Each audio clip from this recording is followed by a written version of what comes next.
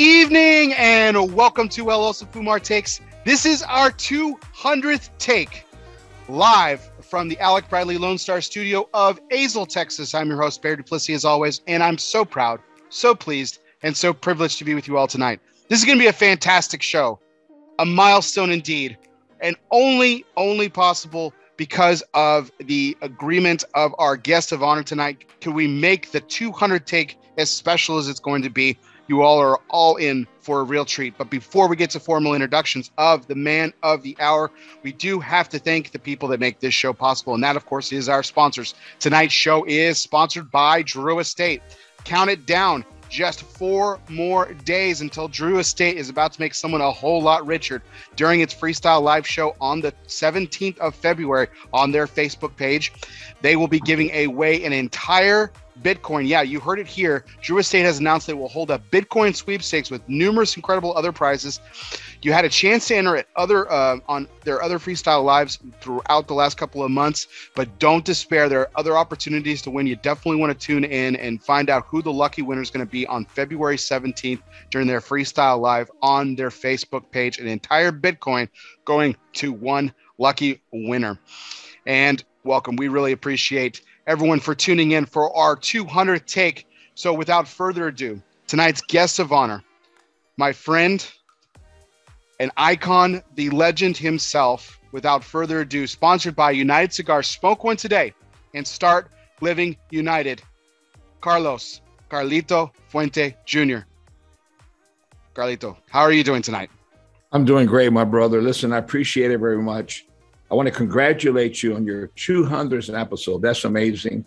And to give me the opportunity, this great honor to share this with you and all your followers, and to be able to share a little bit what life's about and what our passion is about. It's really a privilege. And it touched my heart when you reached out to me and gave me the opportunity to be here. And I'm looking forward to spending time and sharing our worlds together, because my world is your world. And we both share the same world and the same passion. So I just want to say thank you again and congratulations, Bear. Thank you. That's very humbling coming from you, Carlito. I was thrilled that you were able to make this work with your schedule. It's something I've wanted to do. I had in mind for a while, and the fact that it kind of was, the stars aligned and made it happen was wonderful and just befitting of the 200th take. It's a milestone, and yeah, I can't believe I got here either. I look back and I've had some amazing conversations, and tonight will certainly be among them. And I'm really looking forward to tonight's conversation. So, but I know you've had a very interesting long day, always long days. You work tirelessly hard, and a trait that you learned from your late father, of course, who worked, and your grandfather too. Both were kind of. Well, both worked almost. Up until the day the day they passed, right? That's correct. And I have every intention to do the same, and hopefully it's not anytime soon. Yes, that's what we learned. That's the example, and you learn from watching your parents and seeing all the things that I'm not going to say hard work, but sacrifice. But it was a sacrifice, because you understand when they skip dinner or they skip a lunch, and their responsibilities comes first. It's a huge sacrifice, but I never seen that. I never in my life heard them or seen them complain about it. That was their life. You do what you have to do. And, that example, living and seeing that, watching that movie over and over and over again, growing up,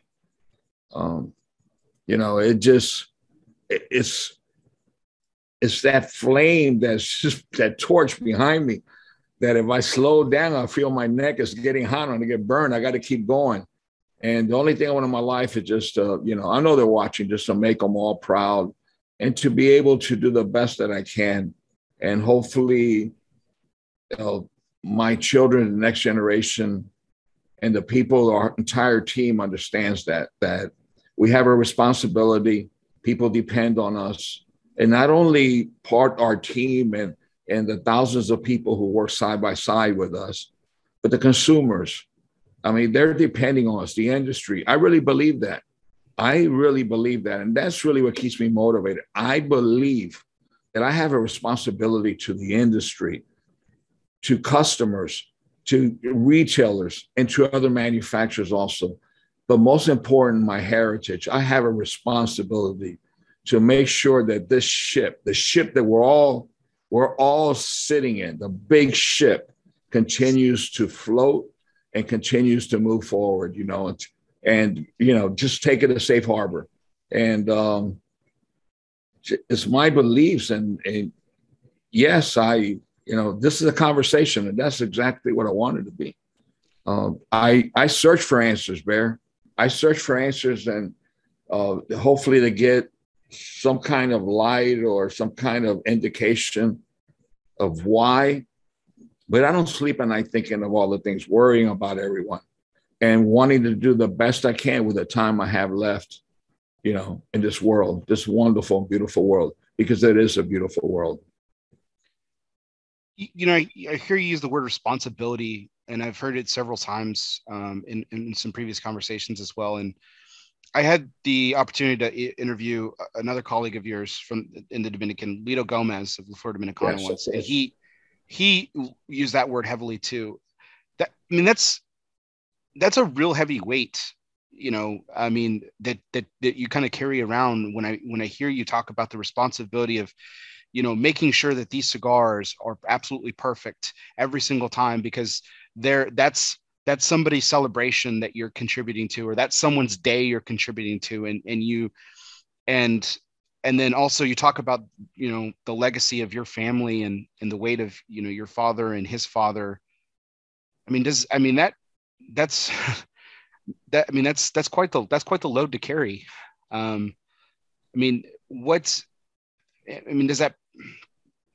that pressure ever gotten to you, or it's just synonymous with you? It's just part of you at this point. That's the fire that fuels my soul.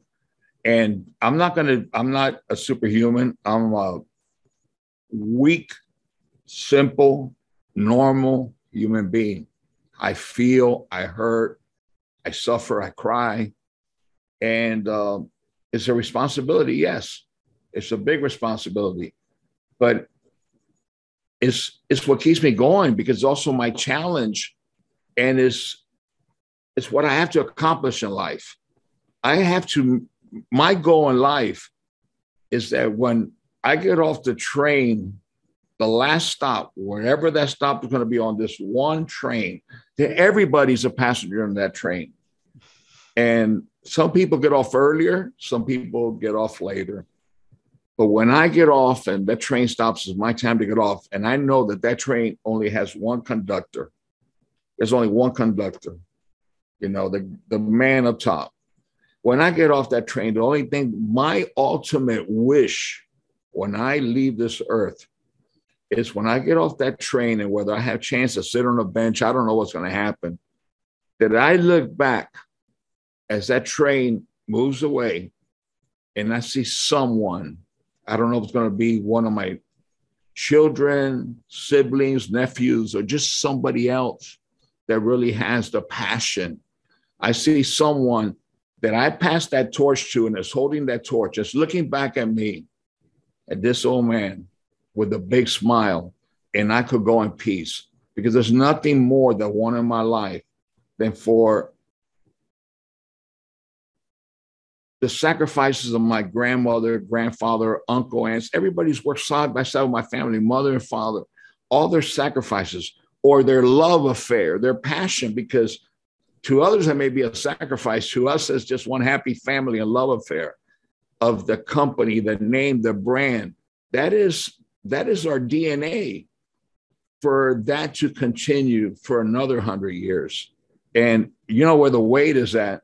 It's the responsibility. Talk about responsibility. It's on my shoulders to make sure that torch is passed on to the person that's going to continue to carry the brand. I say family name because our family is on the brand, but the brand, the principles, the integrity, the honor, the tradition, take it to the next following century. To me, that's the most important thing. If I don't accomplish that, then I didn't accomplish my dreams in my life.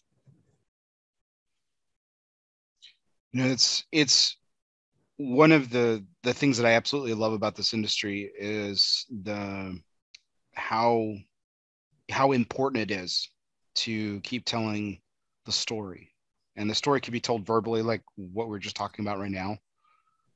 It can be talked through the documentary that you and I were discussing before the show started, that was done about your family. It can be done through this, right? It can be done through these. And I remember from one of the very first time that I had the opportunity to speak with you on Cigar Coop Primetime Special Edition was that if you don't document your history, it can be erased forever. And so that was something that you said several times that night, and it really kind of clicked with me as I was that night. But as I've heard that, gone back and re-listened to that conversation, how important it is for you to keep telling your story, and whether that's done through creating cigars or having these conversations, and how much it actually means. And we've seen all the chats coming in and everything like that, and we see how much it actually means to people, the story that you keep telling. It's really impactful. I totally agree, Bear. I agree. Sadly, I'm not a great writer to write everything down, but just what's happened in the last couple of years with all these programs and everything, and being able to tell a story, not the story of my family, but the story of other families, the great families who opened the ways, the passages for us to be here today. I believe that we have to know where we come from, the history, and why we are where we're at today, and who we are. And there's so many great families that I had the blessing to have gotten to know or relationship, because I've been around for a long time. I've been around. I was born in 1954, and I was born into this. So, there's almost, 45 years, almost 50 years, this business. And my father had a very good relationship with just about everybody. And so I met so many people, and I know the stories. And if those stories are not remembered or documented, somebody's going to come out that's a great writer from a great university. It's going to write history and change all the history. And they're going to forget the great tobacco families and people that were around that really built this industry and took it to where it is, that created all these different things, created all the shapes that really set the trend of luxury in cigars and so forth. I think it's very, very important to speak about it, to have these conversations, and respect and remember. Absolutely. So, Carlito, if you would do me an honor to kind of kick us off tonight. I've got I've actually got 4 cigars here. And I would be honored if you chose the cigar for me to start off this evening. So, okay. Couple of choices here. I've got the always classic, Hemingway Classic. I've got one of my personal favorites that we've talked about on occasion. Especially I love aging it for 1 year and smoking it on the following Thanksgiving, and that is the Añejo, the Reserva. I knew you were going to say that. I knew you were going to, when you said about Thanksgiving. Yes. Yeah. And then of course I've got an Opus X Destino al Siglo. Mm-hmm. Yes. But a treat that I'm not saying you have to pick it, but I'm going to make this really enticing for you. I'm really excited. I have a sealed box that I am fully prepared to crack open. I've even got my knife here, of a Chateau de la Fuente Opus X Perfection A. Wow. Wow. So it would honor me if you select my first cigar for me. I would suggest a Hemingway. That would be my suggestion. But it depends on the mood you're in and what you want, because you have some, the Hemingway is some medium bodied cigar. I think It's a classic. It is. It's a classic. It's the bread and butter blend of the Fuente family. It's what people, they go every morning to the bakery. They buy their fresh bread. They eat it. They come back the next morning. It's just, it's been there for many, many years. And it's just a favorite of so many people. It's a cigar that's very enjoyable.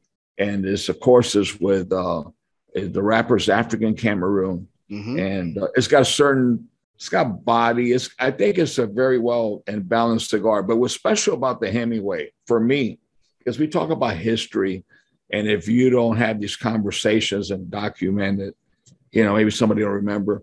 What's special to me about the Hemingway series of cigars, that profile. If you look back in history, back in the 40s and maybe into the 50s, there were so many cigars that were perfecto shapes or figurados and handmade cigars. And for some reason, they became unpopular. There was no one that I knew no one in the States that were making those wooden figurado molds. Cigar makers who made them, who knew how to make them, were passing away. And it just became unpopular. There was no demand. It's like we hear a lot of times conversation about Lanceros. Oh, they're good to look at, but nobody's going to buy them. And that became the figurado.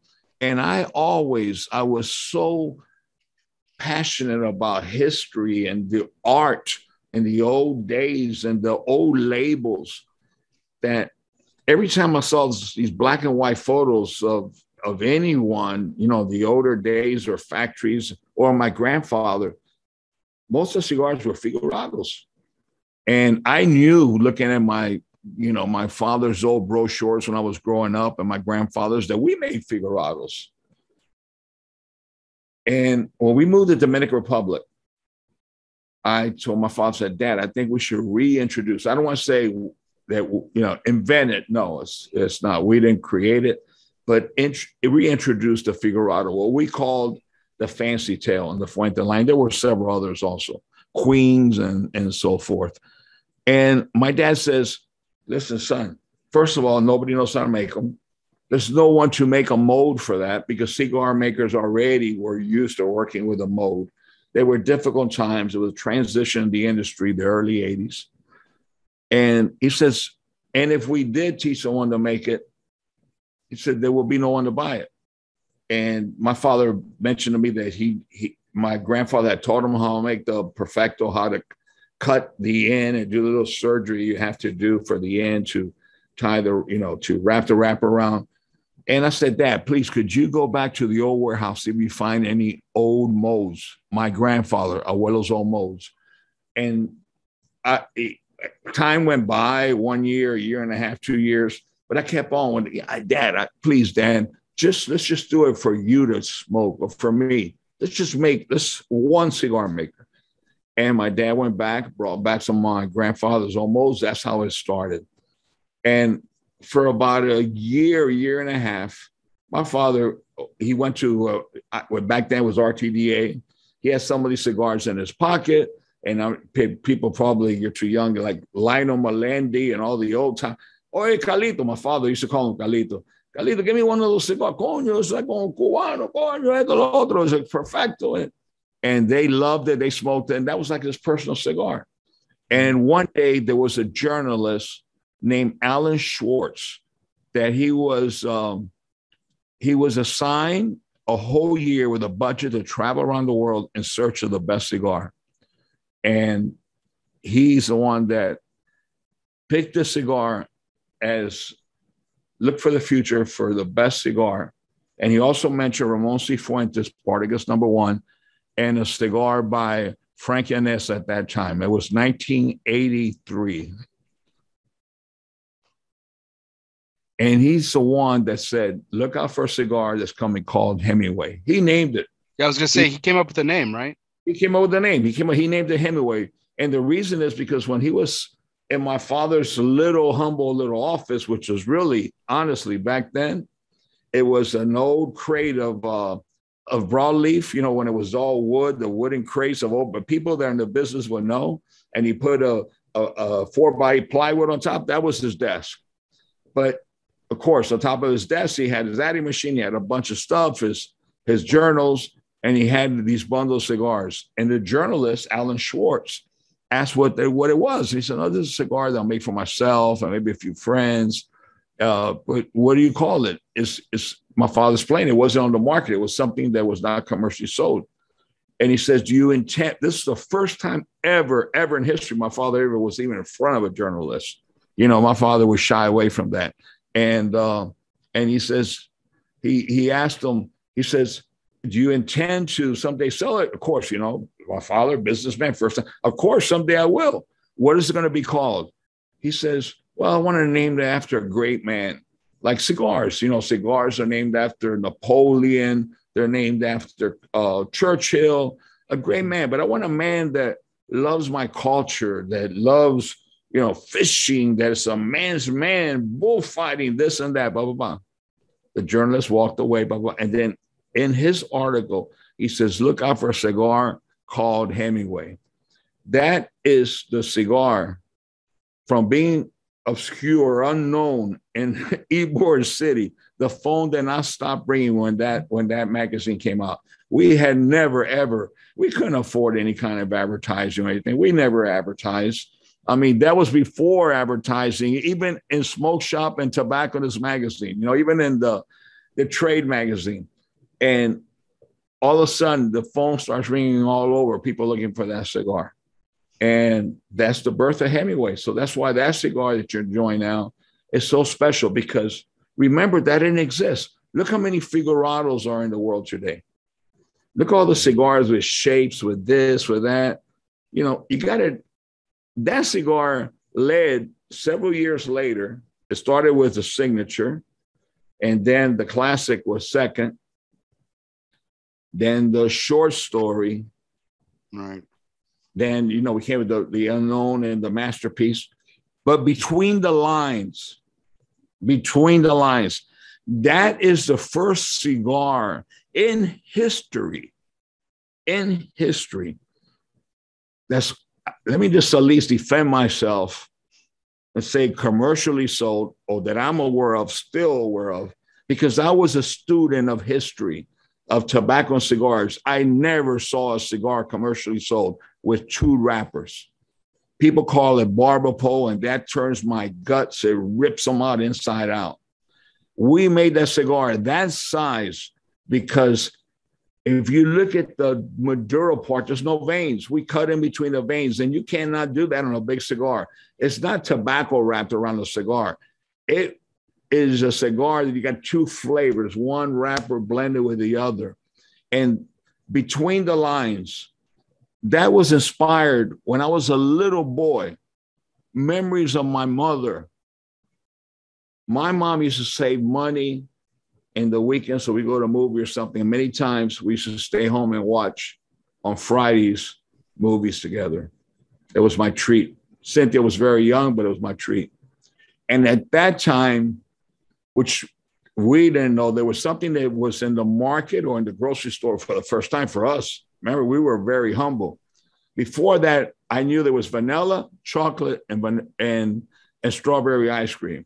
And all of a sudden, my mom brings a surprise called chocolate ripple, vanilla ice cream with fudge swirls all through it and so forth. To me, that was like, oh my God. And I was a little boy, but that kept in my mind, the vanilla and the chocolate.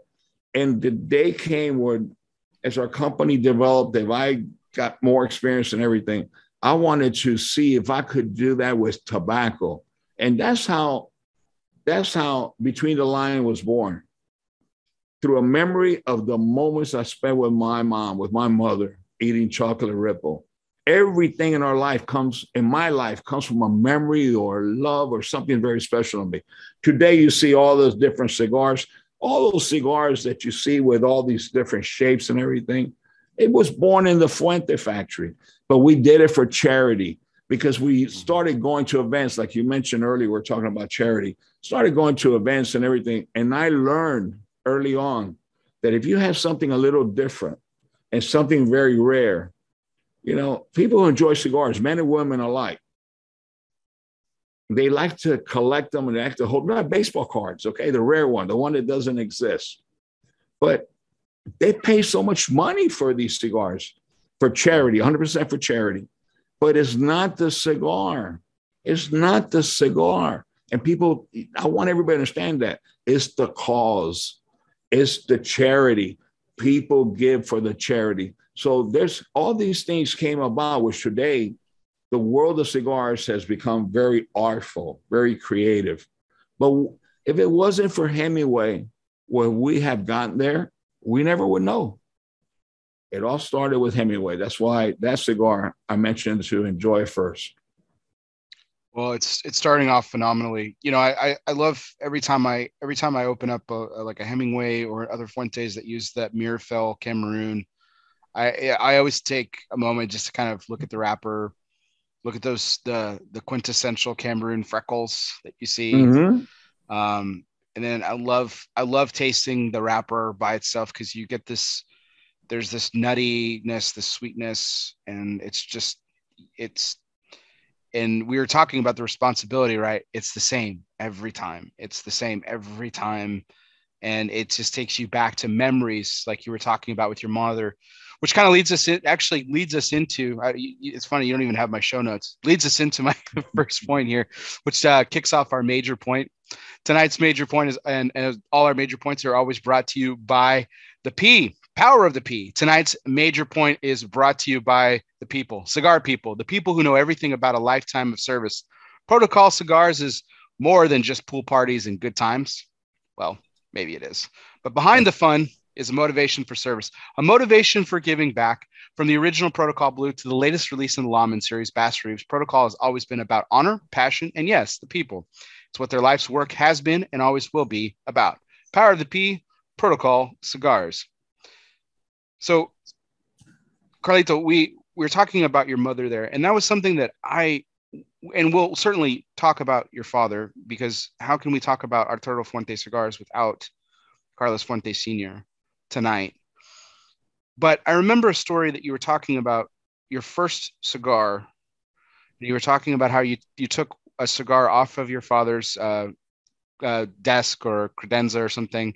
Yes. And you were always finding these hiding places and everything because you had to hide from your mom because she had this incredible accuracy with her shoe or whatever that she would, if you ever did something in trouble. The boomerang, man. They call it la chancleta, the Cubans, the slipper with the house slipper, the housewife. I don't know, man. Our house wasn't that big and you had little hallways, but I don't know how she did it. But the minute that I started bending down to grab her slipper, I go around that corner. I don't know how she did it, but that slipper would just go around, boom. She never missed. And you're right. It's all about memories and about love. And you're right. That's what cigars are about to me. So your parents were very young when they married, very young when they had you. And so they kind of, well, you obviously grew up entirely in the cigar industry. They kind of grew together in the cigar industry. What was your mother, was she involved, on the day-to-day factory? Was her responsibility, the home? You've always spoke of such fondness with your mom. And that's one of the stories that I want to talk about tonight, because I think we know a lot about your father, and rightfully so, but your mother played such an important part in your life and your inspiration. And so I just wanted to know, like, what were some of her early roles within the company? Yes, of course. And yes, she was instrumental to everything. She was the support of my father. And my father he's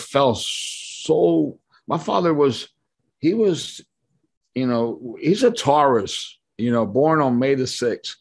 But he's a raging bull. And when he sets his eyes on something, he's not going to give up. And that happened in his life with my mother. He saw her crossing the street. She was 14 years old, and so was he. He was in the car on the side with my grandfather, Arturo Fuente. And my father says, "Dad," in Spanish, of course, "Look at that young lady. Look at that lady. That's going to be my wife." Think about this. I mean, you can write stories about it. And my grandfather went, "Oh yeah, you call me and you punk. You know what the hell you're talking about? You know, you learn how to wipe yourself first. You know, this and that." And about 3 or 4 weeks later, there used to be a lot of baseball exchange or between Tampa and Cuba, because there was a big Cuban community and baseball was very big in Tampa. So the Havana, whatever it was, would come to play the Tampa Smokers. That was the name of the team, the Tampa Smokers. And my father went with his father, he used to go to ball games, to a game. And, you had the right bleachers, the left bleachers. They were sitting on the left bleachers. And my father sees this lady from a distance with a red dress. She was with her father. And he found a way he was going to go and grab a Coke or whatever this refreshment. He sat behind her and this and that. And he tried to call her attention. And when she turned around, finally, he says, "Hi, my name is Carlito. I'm Carlos," in Spanish. "And what's your name?" And she just turned around, looked up, and says, "Wouldn't you like to know?" And she turned and just ignored him. My father went through school years, right, after looking for her. Well, finally, listen, they met, they got to know each other. My grandparents on both sides did everything possible for them because they were too young. And as a matter of fact, we're talking about too young. The song of their wedding, their song, everybody has their song, is by Nat King Cole, "Too Young." And it brings back so many memories. And even though I was growing up, my mother used to sing that to my father, even when Cynthia and I, and we were already adults, she still sang that to my father all the time. Too young, but they were married for 60-something years before they both passed, and they passed one after the other. But my mom, to answer your question, well, my father, when they got married, they were too young, and they needed to earn some money so they could start their own lives.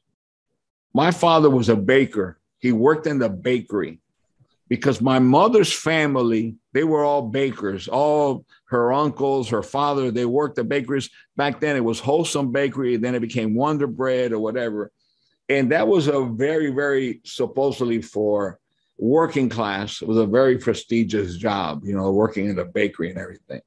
So they got my father a job there at the bakery because he was going to marry, my mom, he had to get work and so forth. Because my grandfather couldn't afford to hire him. Couldn't pay him enough. And, my grandfather was holding things together. So my father went to my uncle, Raul Garcia, who was the general manager foreman of Cuesta Rey before the Newmans bought Cuesta Rey. The original Carl Cuesta and Angel Cuesta. My uncle was general manager. He went to my uncle and says, "Tío, Uncle Raul, I want you to teach my wife. I want you to give my wife a job." That's how I started first. He goes, "Well, your wife went to school and he could give her a job as a secretary." No. I don't want her to be a secretary. I want you to teach her how to roll cigars because I'm going to need her to roll cigars for me because I'm going to make the bunches. She's going to roll cigars. And I'm going to take over my father's factory. She worked 3 years. I remember Bear going with an uncle of mine or something because my father was working around the clock and he never left the factory. He always was sent an uncle, his brother, or another uncle of his, or a cousin. I remember going and waiting outside that factory, a little boy waiting to see my mother just to give her a hug when she walked out of that factory. All those memories, you're bringing them out, I don't even like sometimes to really think about, but all those, my mother made cigars. And as soon as my father was able to acquire my grandfather's factory, my mom went by his side, made cigars with him. And then she ran the office for a long time. When they came to Dominican Republic, many, many years later, my mom was the one that ran the office to help my father, both of them together, because my father did everything. And I remember, and she always saying how, you do payroll back then. Now, today, everybody has their bank accounts, it's digital. We don't even have pay, we deposit it directly. The payroll goes to computers to the bank. Everybody has their digital card, and it's so different.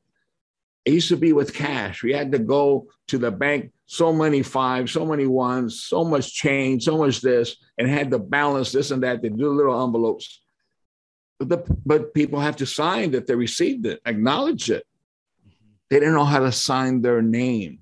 They would put crosses. My mom taught everyone in the factory how to sign their name in 1980.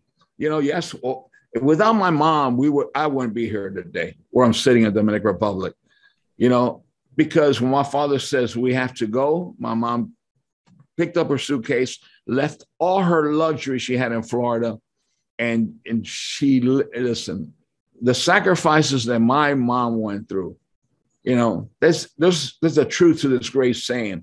Behind every great man is a great woman. There's so much truth to that.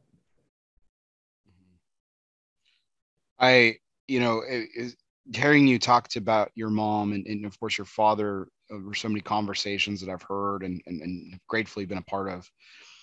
There's a lot of you said that I bring out this nostalgic in you. You bring out a lot of this nostalgia in me too, because it reminds me so much of my mother and my mother's mother. I'm still fortunate my mother is still alive.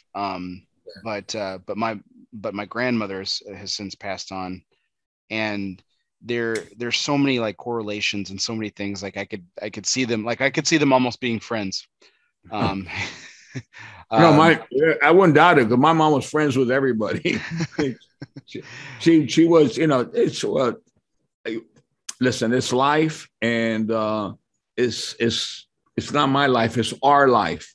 It's all of us, and I know so many people that same situation, the mom sometimes, this, unfortunately, this is always the men get the recognition. So that was what used to be. Today, you see women getting recognition, everything, but the women have always been there behind all the men in the industry, behind all of them. It's one of the great prides that I have about being a part of this industry is just seeing what an incredible role that women have played in its history and continue to play in it today. Your mother, of course, and then your sister, and then of course, Liana. And all the amazing work that she has done for not just in this industry, but even outside of it, incorporating this industry into so many other, her great work, of course, with charity and things like that. Definitely. So, it was that story about your first cigar experience that kind of also kind of got me thinking about my first experience when my dad first found out that I had a cigar. And my dad was a cigarette smoker. He was never a cigar smoker. So it wasn't quite the acknowledgement you have, but for a moment here, just talk about the look that he gave when he came in and he said to your mother, he's like, "Hey, I had 2 cigars here. What happened to them? What happened to one of them?" And you're right. I can't believe you remember exactly. That is so true. That is so true. And that when I mentioned that, I don't recall, but it had to be a year ago. I don't recall when someone asked me that. I haven't been asked that a long time, but you're absolutely right. There were 2 cigars on the dresser, and I was curious. And one of the 2, I remember the matches were Victorian or whatever, little small little matches. And I went to the garden or it wasn't a garden, it was a flower bed. From the wall of the house before the grass started, there might have been 2.5 feet, so you could put some flowers or whatever. And I remember going in a little corner and everything, hiding and lighting that cigar. I think I took a puff or 2 and then started coughing and said, "Oh, shit. I will never be able to, I'll never be a cigar maker or I don't like this. It's terrible. Holland. I can't figure this out." And yes, and you're absolutely right. My father gets home. The minute that car started going around the corner, remember, there wasn't a lot of traffic in those days. And there were many cars, and my father always had nice cars. And I go inside and, this and that. I'm very quiet. I'm watching my cartoons or whatever it is this afternoon. And I remember my father, because the house was small. You hear everything. Everything was open, kind of. And he said, Anna, did anybody here today? You gave him one of my cigars. Where are my cigars? And my father went like that. He looked around and he kind of, I guess it was like it was written all over my face. I thought I was getting my butt. He looked at me and gave me a certain look, and he just walked away. And I think he had a smirk on his face, but he didn't want to show me. But yes, I can't believe, Bear, that you remember that story, man. You know, that's awesome, man. Thank you. Oh, it's my pleasure, Carlito. It's stories like this that are of why I have these conversations. I always tell people all the time that the story, you know, I've been pleased and very pleased and very, very fortunate over the years to have interview many people, and my show is about conversation. I've always said that I'm more interested about the story behind the story. And, you know, I'm fortunate to have an audience who feels the same way, because it's stories like this that I really enjoy, because you said it yourself there, I laughed because you're like, oh, I'll never make cigars. And here we are. And you're a legend in this business. You're an icon. And I know a lot of that, of course, you attribute always to your father, always. And it's funny that it started with you stealing off of his dress. How old were you? 7, 8 years old? I could have been 5 or 6, maybe I don't know. I was young, because I don't think I was in school yet. Okay. I'm maybe 5 years old or something, 5, 6. I grew quick. But yeah, I could have been 6. I don't think I was in school yet. No, because the time in the afternoon, the day, you know, and plus, it was just, I was very young. But I didn't smoke the cigar. Hey, listen, I didn't smoke the cigar. Okay. I lit it. I took a puff. I tried to take another puff, and I just started choking and got rid of it. Buried that shit, man. I said I would never do this again as long as I live. I can't figure it out. Why does grandfather, uncle, you know, everybody in the whole neighborhood. Remember, I was born in a neighborhood where everybody enjoyed cigars. Everybody. You know, if you were not a cigar, if you didn't enjoy cigars, you probably were kind of a weirdo where I grew up. It was everybody. Everything was the industry was all cigars, tobacco. People worked in tobacco. You know, the barber that cut your hair was smoking a cigar, is cutting your hair. You know, It's the guy filling the guy, because back then it wasn't self-service. You had to go to a gas station and they filled it up. I remember my father always had a bunch of cigars in his pocket, brevas. You know, not what we do. And he always had a bunch of cigars. And the guy at the gas station, he gave him cigars. And I remember he would say, listen, the extra gallon is on me. But he's smoking a cigar. The owner of the gas station is pumping gas, smoking a cigar. It's the way it was. Nobody thought any different. I'm sure that when they delivered me, the doctor probably was smoking a cigar. Probably. It was not unusual. It was not unusual. Probably. Well, it's funny because you're talking about, like, you were, you know, 5, 6 years old or whatever. So it meant your dad was in his early 20s, right? So, and we talked about how he was 18 years old, just about to turn 19. He was a week away from turning 19 when you were born. And you were much braver than me, because you had your first cigar experience when you were a child. I felt like I was a child. I felt on my 18th birthday. Mine was not a good experience. Okay, let's make that clear. That's true. Mine was better. Light a cigar for many years after that again. Yes, my first cigar experience was much more enjoyable than yours. It's what actually led us here today, because I thoroughly enjoyed it. I was 18 though. I was a legal adult, and I had my first cigar on my 18th birthday, back when it was legal to smoke when you were 18, and even then as an adult, as a young adult, I remember splashing my clothes with cologne. I remember driving home with my shirt out the window so that the air would try to get this, because I didn't want my mom or dad to know that I had smoked a cigar. Wow. And I mean, it was dedication, I got to tell you. And years later, and my parents knew everything about me. They knew every time I did something, and it shocked me when I told them for the first time that I had smoked cigars and I enjoyed it. And they're like, when have you smoked cigars? And I said, well, I smoked one on my birthday and blah, blah, blah. And they're like, what? We never knew that. And I was like, wow, I got away with it. That's fantastic. Like, but it's incredible to kind of like reflect on these moments and stuff around the same time and how lives were different. Even we're separated by a generation, obviously, but don't bring it up.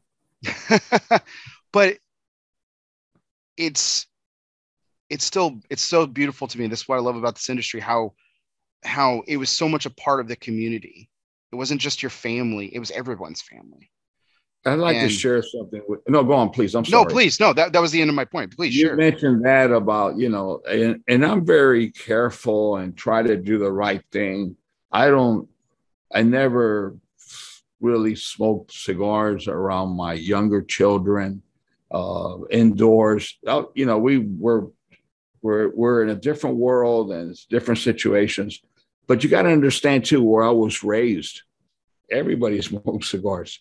I was thinking, you brought me back to a memory that I had forgotten all about. It.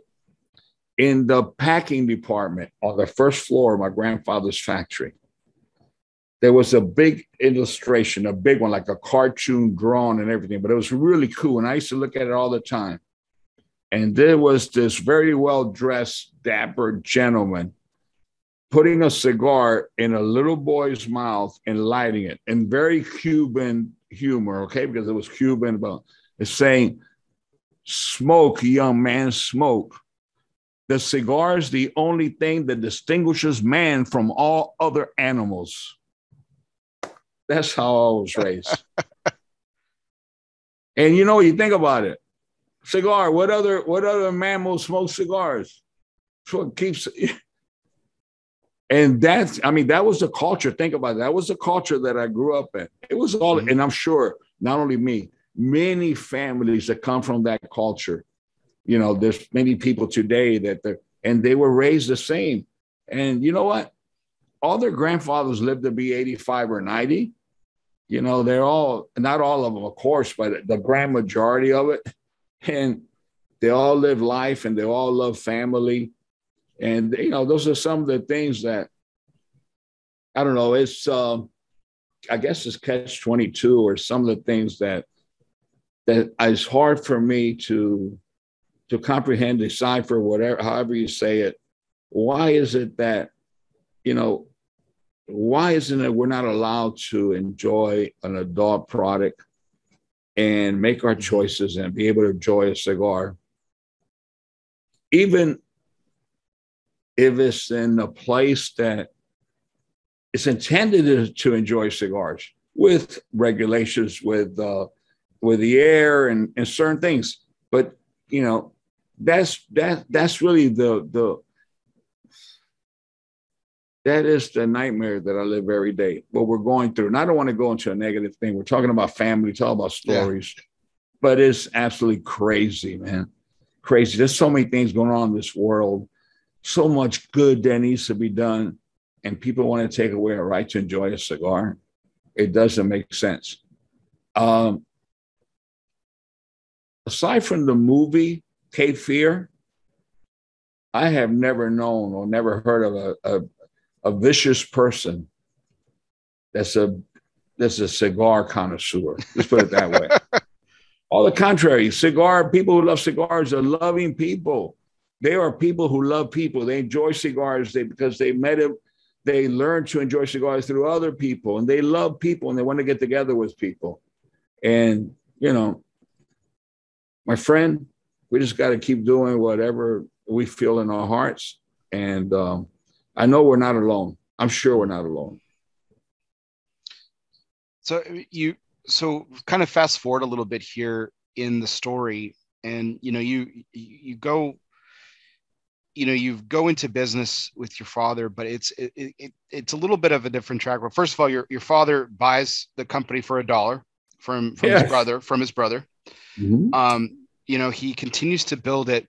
Now, keep in mind that the beginning of this story starts with your grandfather, who was his dream to own his own factory. He comes here from Cuba, and he settles in Tampa, and he lives the dream.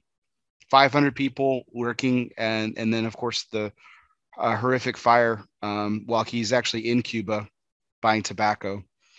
And then kind of years go by, and then he starts again in his house. And that's when, of course, your father takes over after becoming a baker, after he got married to your mom. Yes. And then he builds this company up, and then he starts going to all these different countries to find, to find the next place after the embargo. So, I mean, he spent time in Mexico, Puerto Rico, mm-hmm. and then settles in Nicaragua. And we all know what happens there, unfortunately.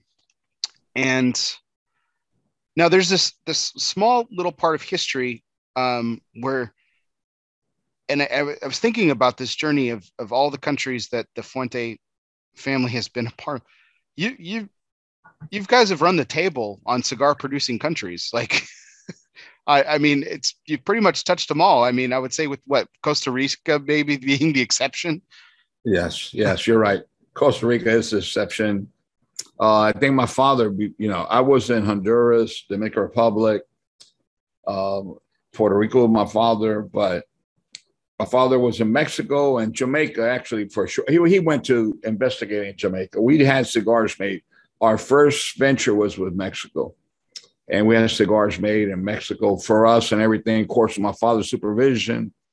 But it just didn't work out, and we tried and tried. The cigars in Mexico was a different time, I think.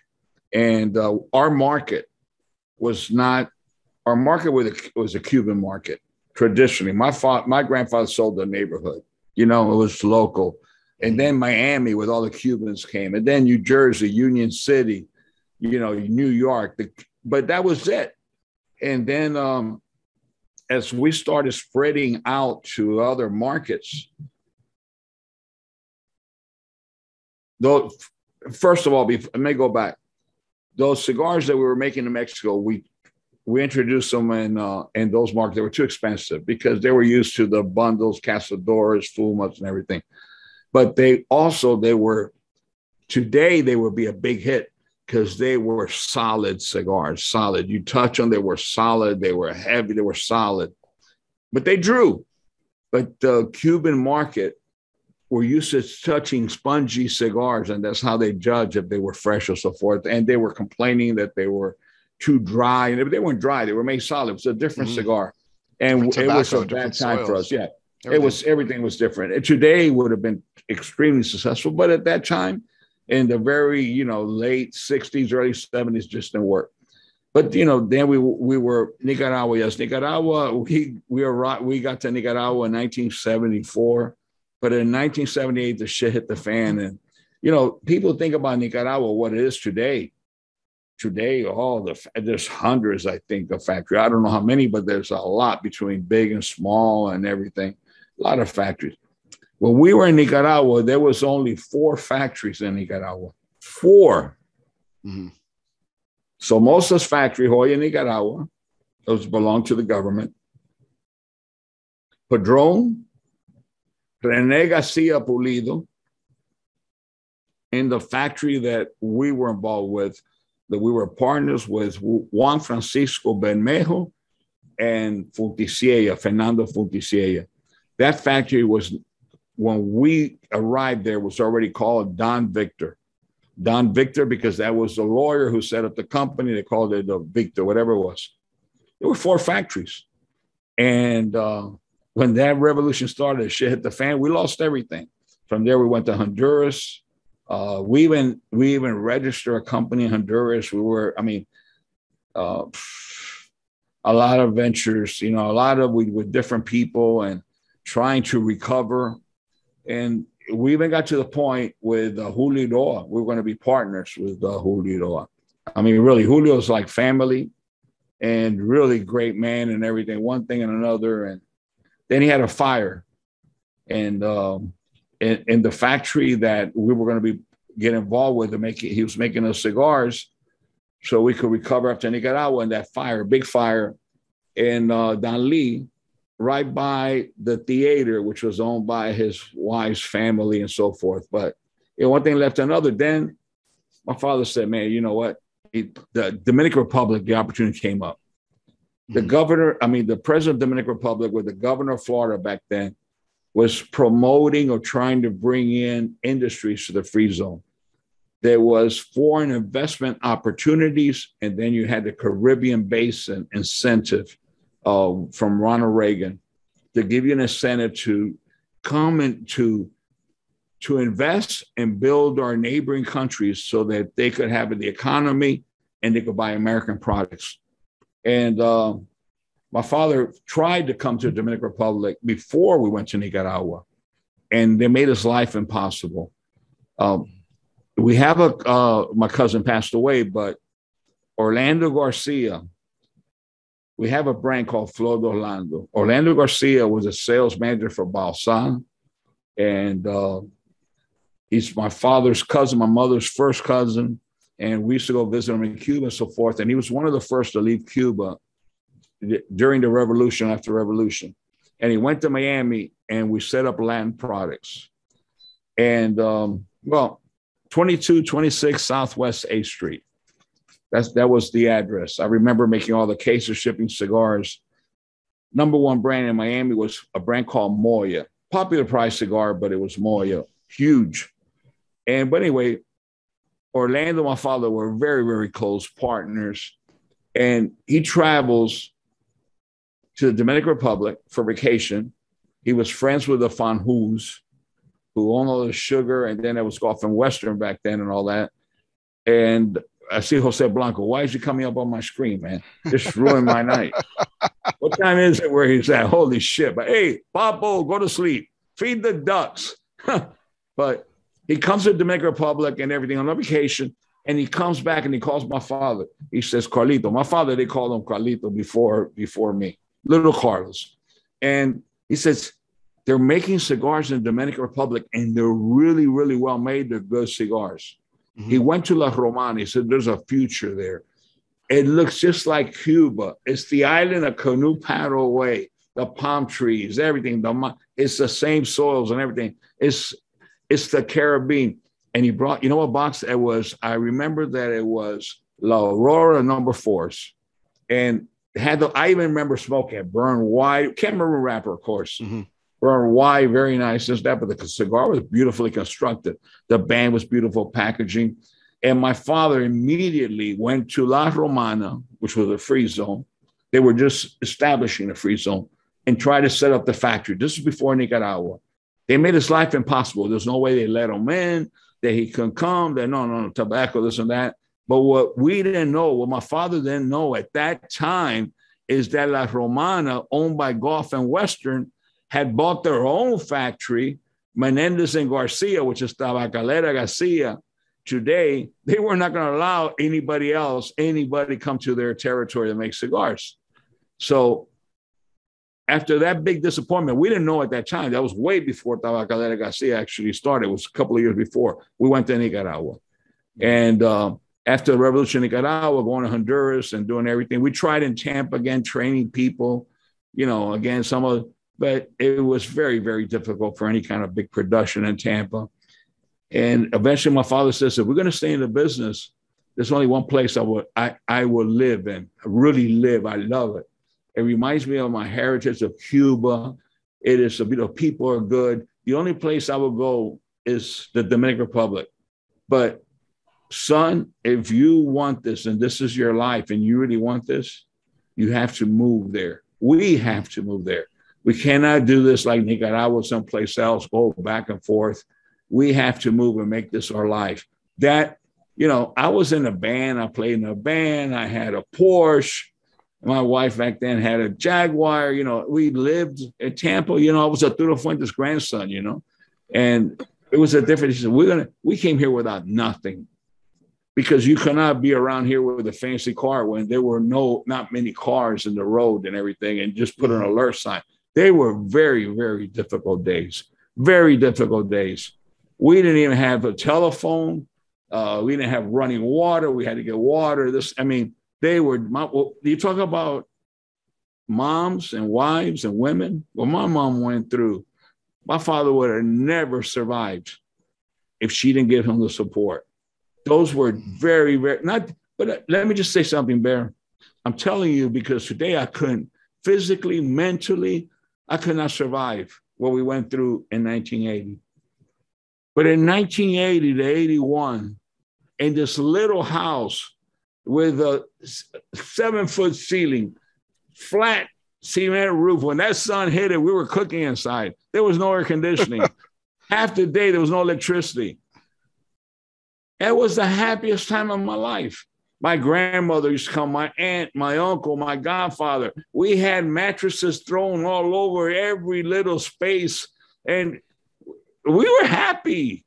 We were happy. We had a little Datsun, a little station wagon, a little Datsun, 8 people inside the car to go. We laughed. We laughed. We were happy. We stopped and we get beers, you know, the beer, the vestida de novia, you know, dressed like a bride, frosted in a bag. We're laughing. And we go, ah, man, look at this. You can have a beer and you're driving, and this is great, man. This is freedom. You know, everything is relative in life. But that's why I said, yeah, you know, difficult times. And they were the happiest times of my life. And today I couldn't do it. I don't think physically, mentally, everything, you know, we get ruined in life. And that leads into other conversations, you know. What I lived is hard for, I don't want other people to live the same thing I live, but I know that is part of the learning experience. That is part of what makes me what I am. You know, I don't want that my son or my daughter to go through that, but yet I know that it's a mistake because that's necessary for them and all the younger generation to have to really have that drive, that want, and go through those things. And you know what? We all survive. And that's part of who we are today. That is the information in our blank slate in our computer, all those stories, all those experiences, everything we lived in life. Being in Nicaragua when I was 17 years old, without any electricity in the middle of Jalapa, you know, with the greatest of the great tobacco farmers of Cuba, who are all gone. The stories they used to tell me, the experiences, that's like today, that's not my everyday life. But now with you, Bear, you bring out that in me and the stories. And every once in a while, the stars line up, as you said earlier. And those stories are the ones that inspire me, motivate me, or light a spark or a candle to give me an idea to do something. It's what I am. But also, that is why I can never forget where I come from. And we should never forget all those greats that today, what I'm passing on to our team and everything that that's my goal in life, pass on everything I learned from somebody else. I wasn't born with that information. Somebody else taught me. Some good giving soul taught me. And I think that's very, very important. You know, I believe so strongly as an industry, as one, we're all one. Journalism, retailers, tobacco growers, manufacturers, lovers of the leaf, sisters or brothers, or we're all one. And I think that we have to protect this beautiful world that we're part of. We have to protect. And I go back to that because I lived that beautiful world. I lived that history. And I know, because for the last 10 years, we, a group of my colleagues and myself, spent more time going to Washington, worried about raising money to pay legal fees, doing it to save an industry and save everything I'm talking to you about. Absolutely. And you know, listen, if it's gone, it's gone. Then what we're gonna do? So what?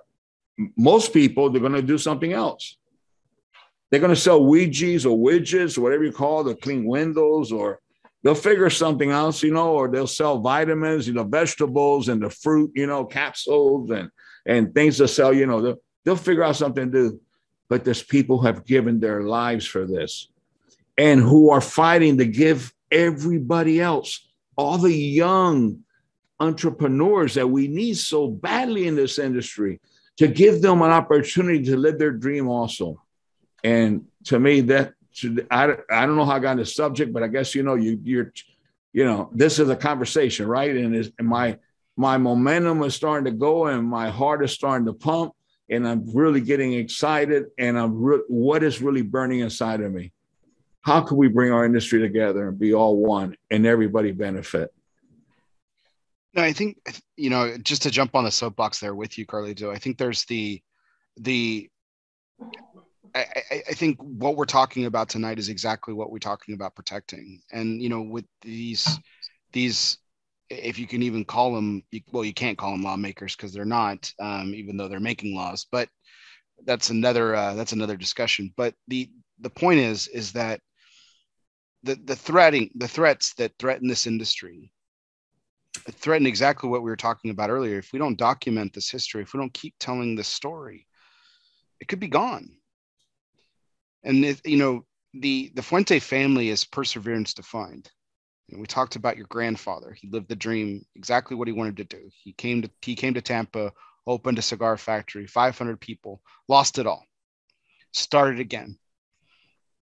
The end of his life, turned it over, what I'm sure was part of that dream, turned it over to your father, who, we don't think of 1980. If you put a number on it, yes, it's 40 years ago, but it wasn't that long ago on the same breath.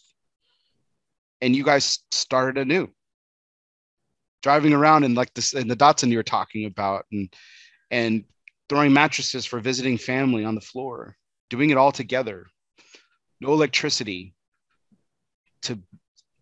and then in 40 short years, yes, 40 years is a long time, but in 40 short years, look at what you've built again as a family. It's not just one, and that's the thing I love about your story, Carlitos. It's not just one story. It's this collection of so many that kind of put together this saga of, and it's very familiar of other of other stories too. You mentioned colleagues like Julio Aroa, fire there too as well, and he's had his battles to get where he's at today. Jorge Padron, who I know you're very close to, his father, what he had to endure. There was a lot of, with all the joy, and we talked a lot about the joy, the legacy of your family and everything. There's a lot of pain. There's a lot of pain, and it's all kind of culminated into this wonderful and rich story that and such a vibrant part of this industry. The question that I wanted to ask here was, as you kind of stand, and I remember you using this metaphor before. Well, we're certainly not prepared to say goodbye or anything like that. You certainly have many years left, but as you said once, you're on the hourglass is reversed now. There's much more sand in the bottom than there is in the top. I remember you saying that. Yeah, and the gravity's pulling. It's pulling, man. It's pulling. As you look back at as you look now at the landscape of the cigar industry and a lot of the new generation, including your own family, like Liana, for instance, what do you think your grandfather would think if he saw everything that you've created, and then with context prevailing, like everybody else that's kind of joined this story in their own way with their own stories, but they're all part of the same story? No, I have no doubt my grandfather's looking down and smiling. I have no doubt. I love that man. He was everything to me. I loved him so much. You have to understand that my father had me when I was very young. And my father was working 18, 20 hours. Seriously, so many hours. There are stories about my father used to not go home for a long time and sleep on bales and take showers where they wet the tobacco. They say case in the industry will wet the tobacco. So I don't want people to think it's casing is something different. I love my grandfather so much. You got to understand, my grandfather raised me. And my grandfather was a storyteller. Not my father was not. My father was a worker, a doer, and a thinker. My grandfather was a storyteller. He would spend his entire day telling me stories of Cuba and talking to me about tobacco and talking about so many things and telling and making sure that I would never forget, because I was in Florida, Tampa, Florida, that the sky in Cuba is, when I go to Cuba, I'm going to see the most bluest skies of blue. And at night, I'm never going to see another sky like the skies of Cuba, the stars. My grandfather never been to Arizona at night or anything like that. So, but it was nostalgia, okay? Nostalgia, everything. They were so proud. And that they instilled that in me as very young, being proud of who you are, being proud. The only thing my grandfather did not tell me, but I figured that out later on, is that Christopher Columbus was actually Cuban. He wasn't Italian or from Spain. He was Cuban. He knew the route. He went from Cuba to he gets the Queen Isabel to fall in love with him, to get money, to get rich and everything. It was all a trick. It was all a whole. Christopher Columbus was Cuban. It was Cuban. There's nobody from Europe who will be smart enough to know how to cross the Atlantic and get to the Caribbean. He was a Cuban. My grandfather never told me that, but from every story, he told me everything in Cuba was bigger and better and bigger and better. And, that's part of the Cuban culture, and you see it from everybody. Mm-hmm. Today, I don't see things that way. And that's why, for example, I knew we could grow great tobacco in the Dominican Republic, in Carlito Fuente. They grow tomatoes in Epcot, in the air. It's people. You have to have the soil. But tell me something. It's an island, a canoe paddle away. The pineapples are unbelievable, the mangoes and this and that. What was the reason? These are just the things that, thinking of how I grew up and everything. Because my grandfather told me everything Cuba was better. And being raised in the United States and traveling, I realized, no, you make it better wherever you're at. And, that's it. Imagine, Bear, if I didn't have all these stories and all these things that motivate me, that's all part of why I did certain things or why not. And I don't think I've been successful. I think I got a lot more that I have to do in my life. But what would my grandfather think? Yeah, man, my grandfather would be looking down and saying, come on, we build a storybook plantation with palm trees if we would have been in Cuba. What I envisioned, the stories my grandfather mentioned to me, that doesn't exist in Cuba. Mm-hmm. Go to it doesn't, but that's what my grandfather told me was beautiful. And I love my grandfather so much.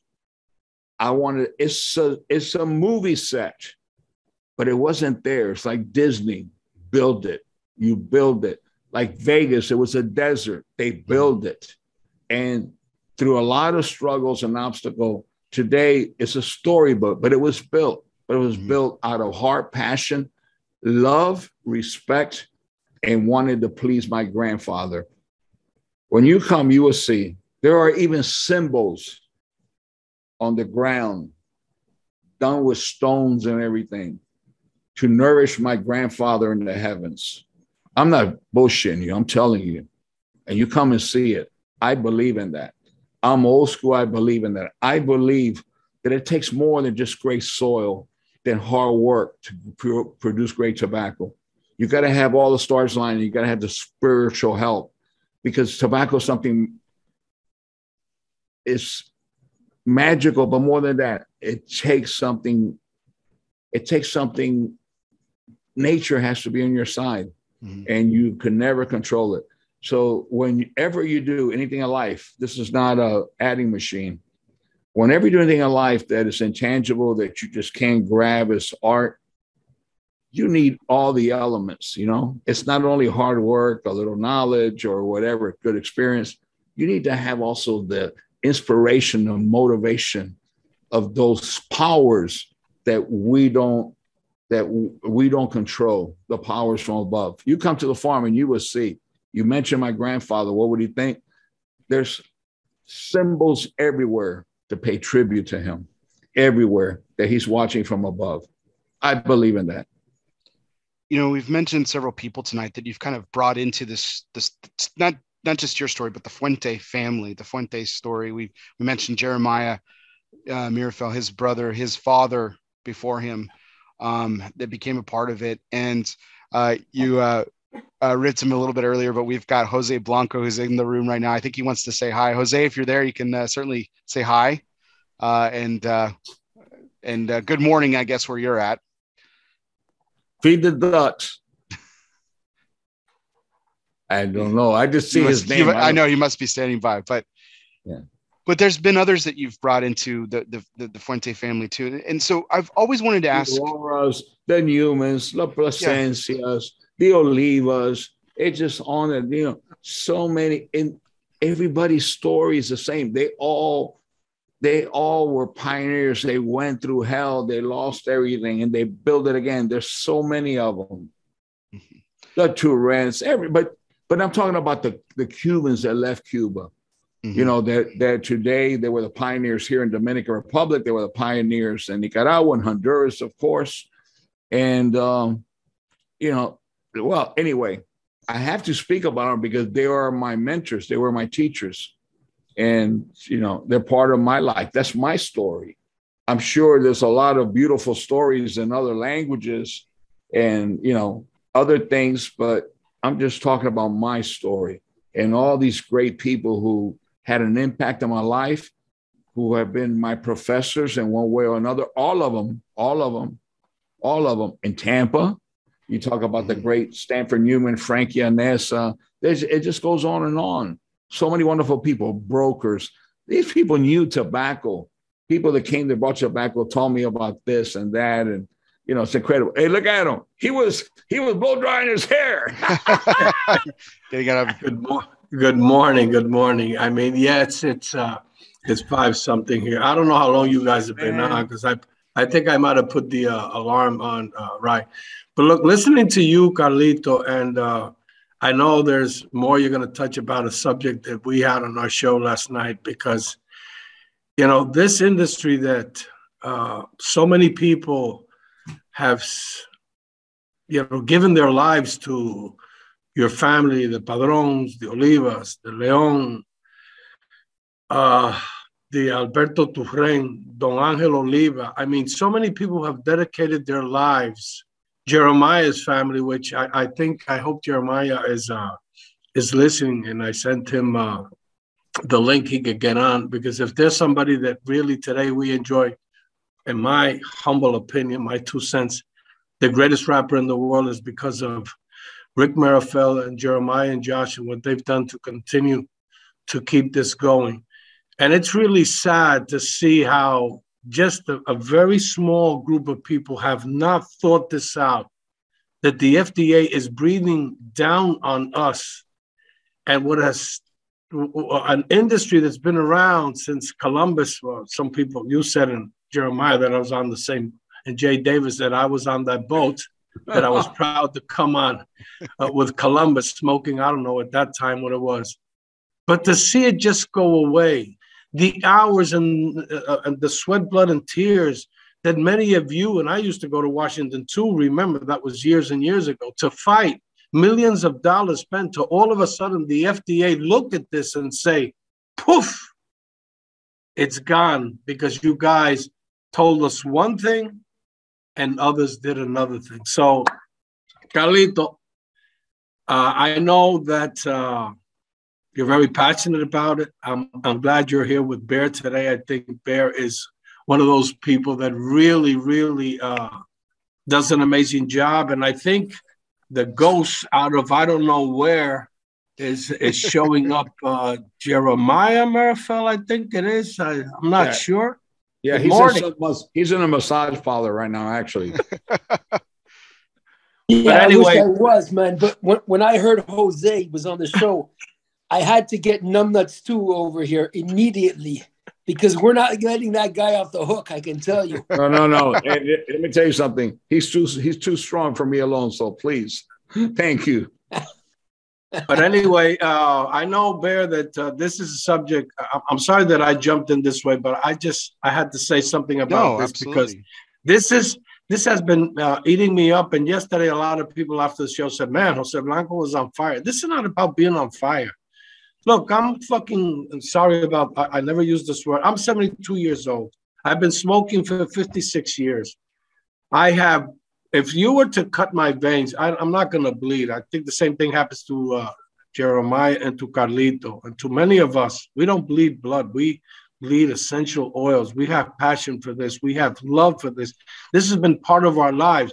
For Jeremiah and Carlito more. But after smoking for 56 years and having the privilege to work with 4 great family-owned companies, and now at the end of my career, to be able to work with Carlito and to Jeremiah, you don't know what it means to me. And I will do everything that's possible with my heart and my soul and my voice to keep this industry going, because I believe in this industry. I believe in the people in it. We're a very, very unique industry. And I pray to God that I can be healthy for 8 or 10 years more, be at Carlitos and Jeremiah's side and the Fuente side, and preach about our industry, what we're about. We're not bean counters. We're tobacco people that love, smell, and touch tobacco. We are one. Until the industry, retailers, and consumers don't understand that we are one, we will not survive. Look, if anything happens, Carlito and his family will be well, Jeremiah and his family will be well, the patron will be well, a lot of people will be well, but a lot of people will be screwed. And you know who are going to get screwed more than anybody else is those retailers that put so much work, so much effort to stay. So retailers, listen to an old man that came here 500 years ago. Unite. Don't be reactive.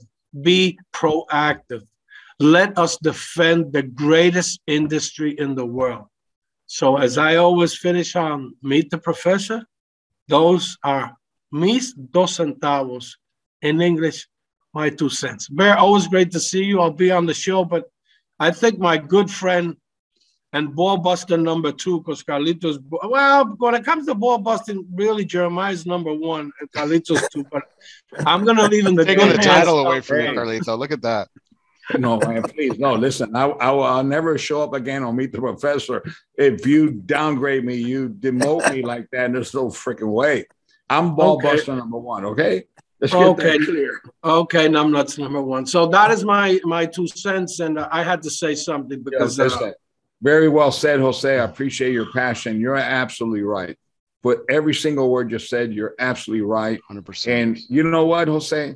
I am certain that there's so many people who say you're absolutely right, but we need them to step up and say that.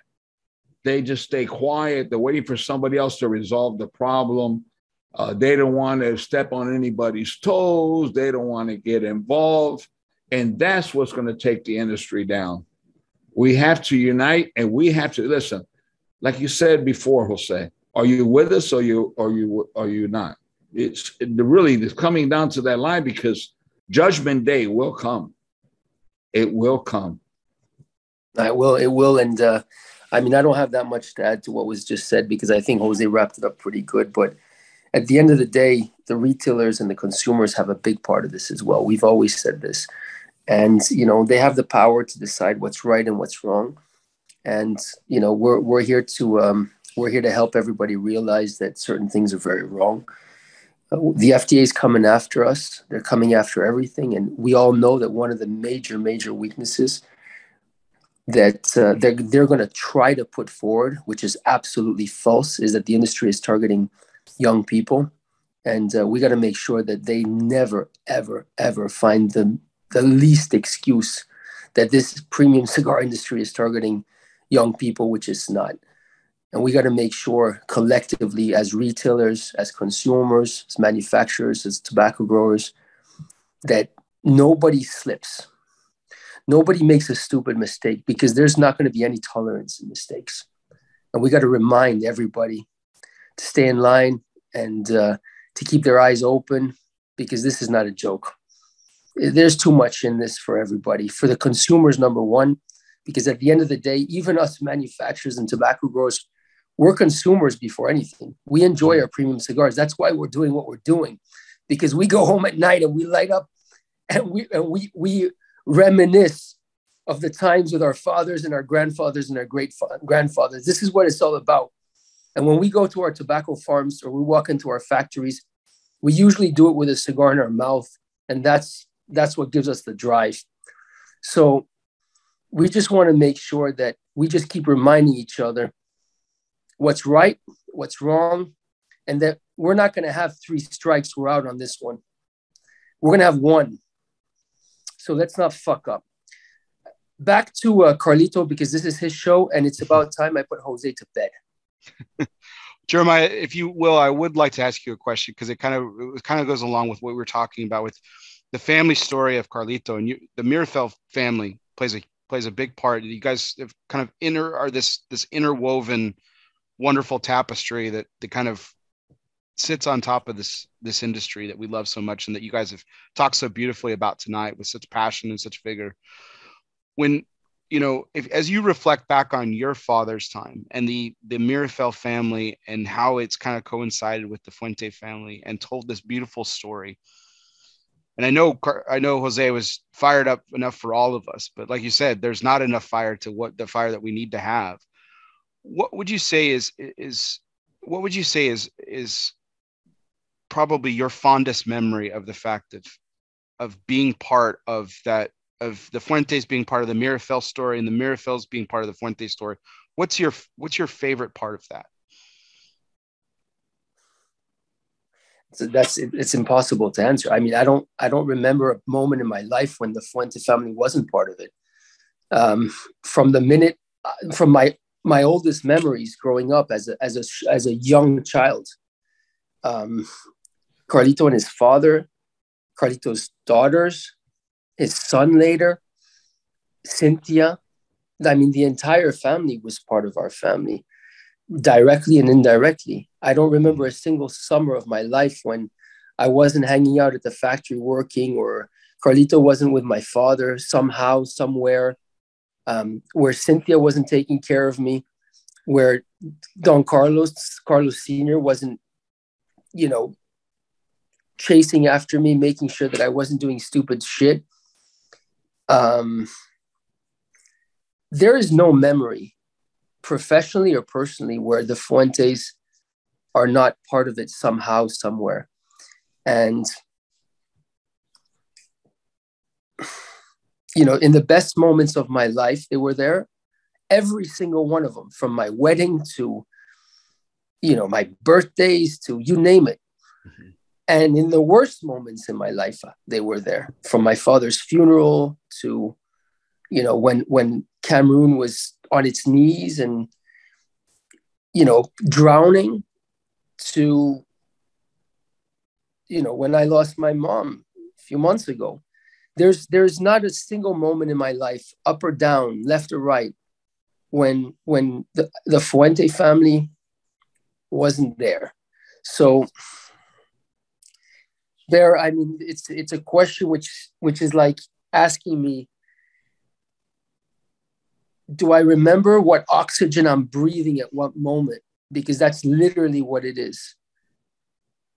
This is not, when I speak about the Fuente family, just saying the word Fuente, it sounds weird because I should just take it away. It's family. It's family in every which way, shape, or form. And I think that explains a lot. It explains a lot in terms of who I've grown up to be. It explains a lot in terms of what I'm fighting for. It explains a lot in terms of how I'm modeling the future of my own children. And that says a lot, because at the end of the day, there is, you called it a web or an intertwined relationship. I think that that's spot on. I think that, I think that there's something which is, Carlito was looking for a word earlier on. He was talking about a force from above. And that force from above there is divinity. It's a divine presence. It's a divine force. And whether we're talking about divinity in our passion or divinity in the connections between human beings, that divinity is certainly the fairy dust which has caused people to be absorbed one through the other and one with the other in ways which reason doesn't explain. Absolutely. Oh, true.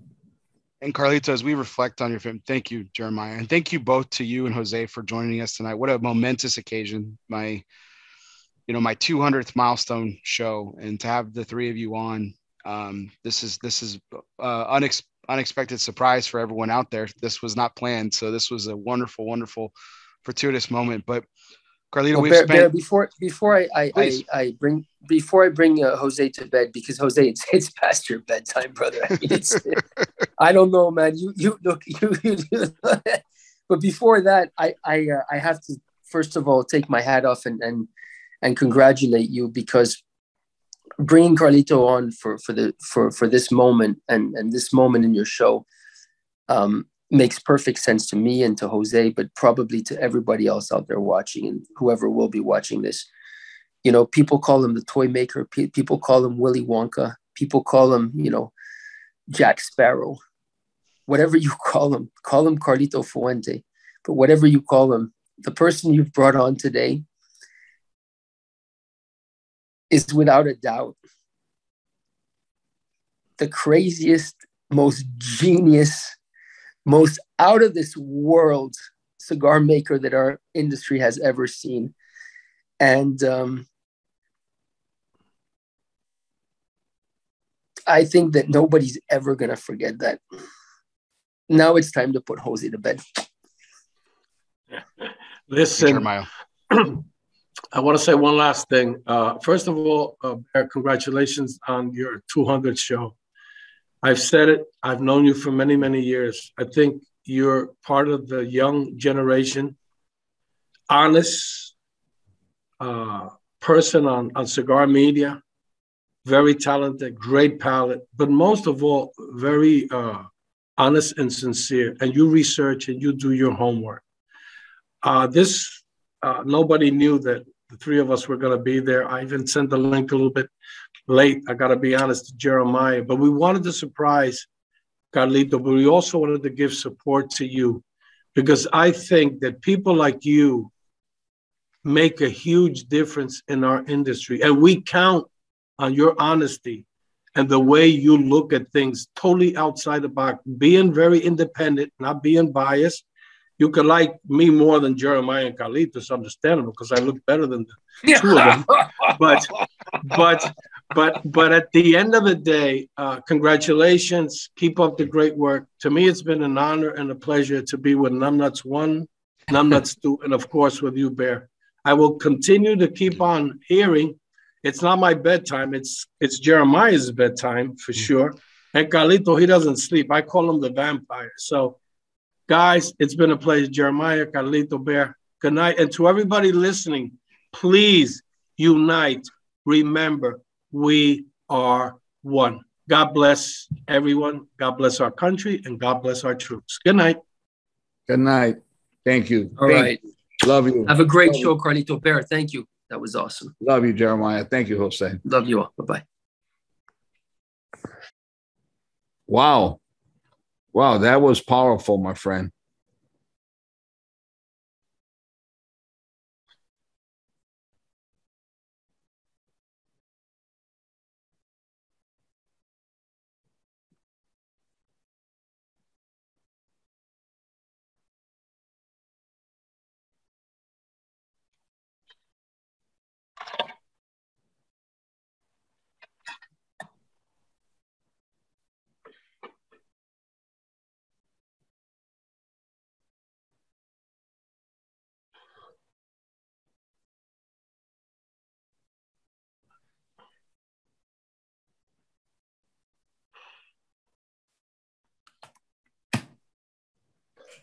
Carlito,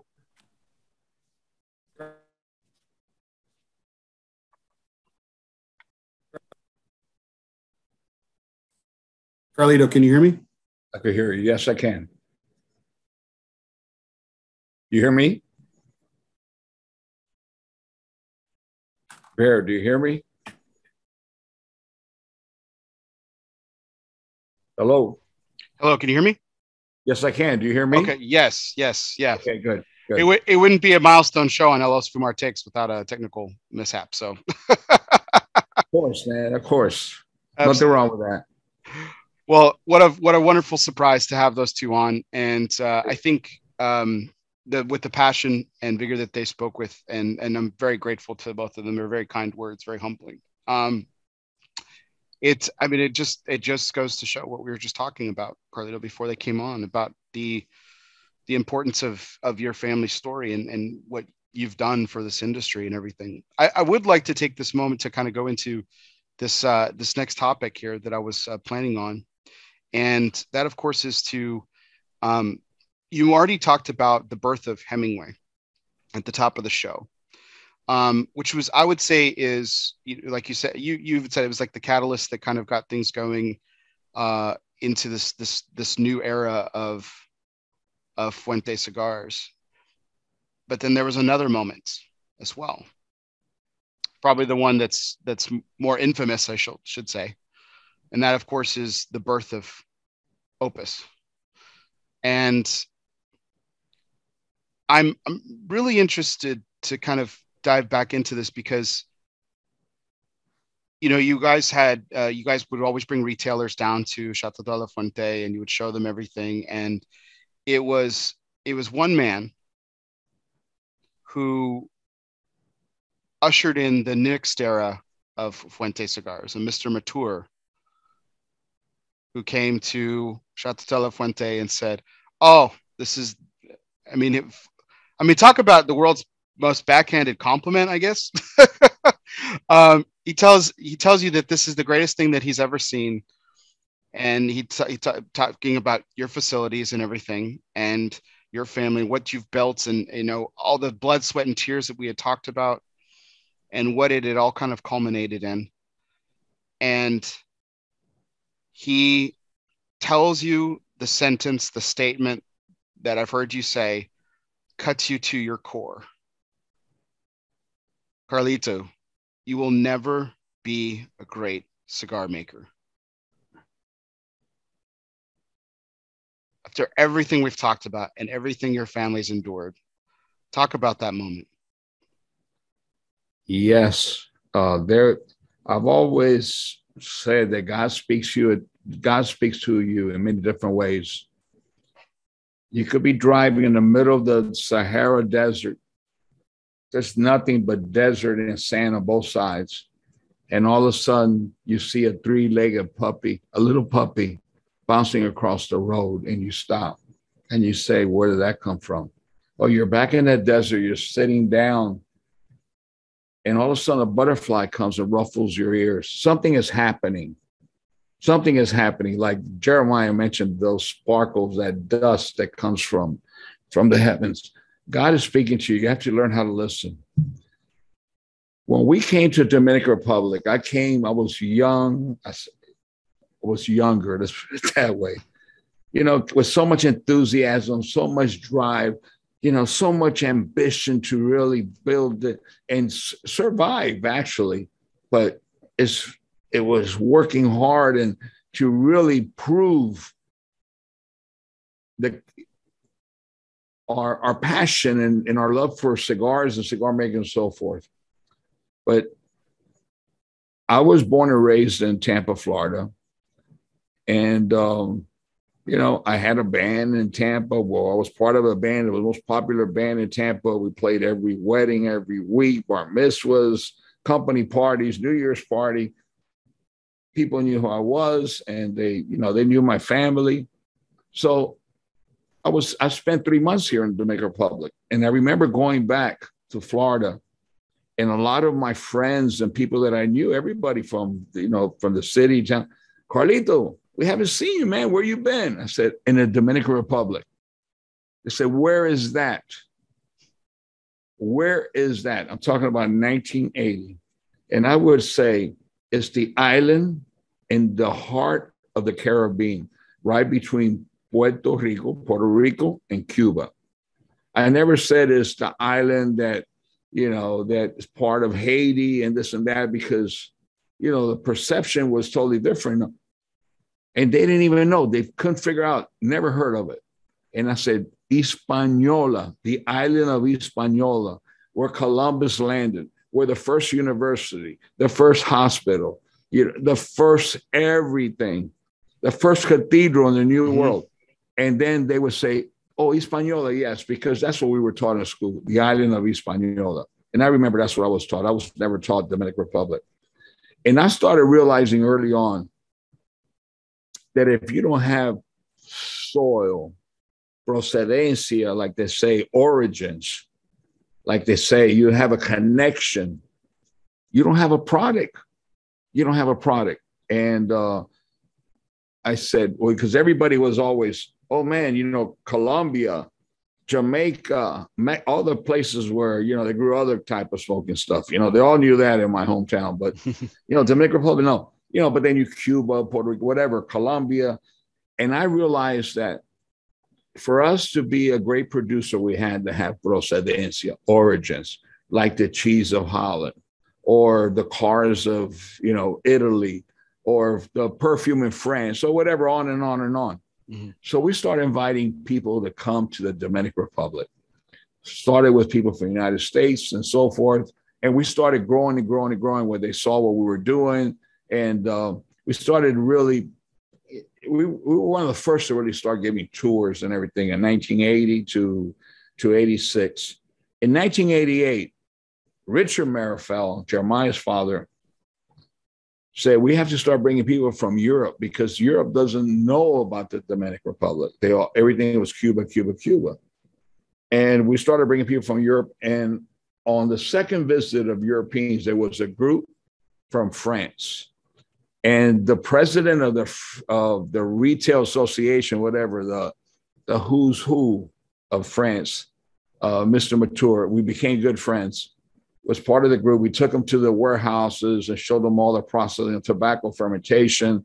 They landed first in the capital. They went to see the colonial city, the old world. We bring them to the factory and we show them everything. And, the warehouse, and we used to end up in the beach. But in the factory tour, Mr. Mature said, he observed, he says, Carlito, it's amazing what you accomplish here.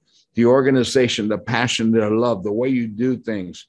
I haven't seen this in many, many years. Now, remember, they used Carlito, to... I'm here. I'm just going to step away for 2 seconds. Keep telling your story. I'm right here, though. Okay, but don't leave me alone. Come back, because I'm here. No, I'm right here. I just need to make sure the connection stays. You're good. Keep going. Yeah. Okay. So Mr.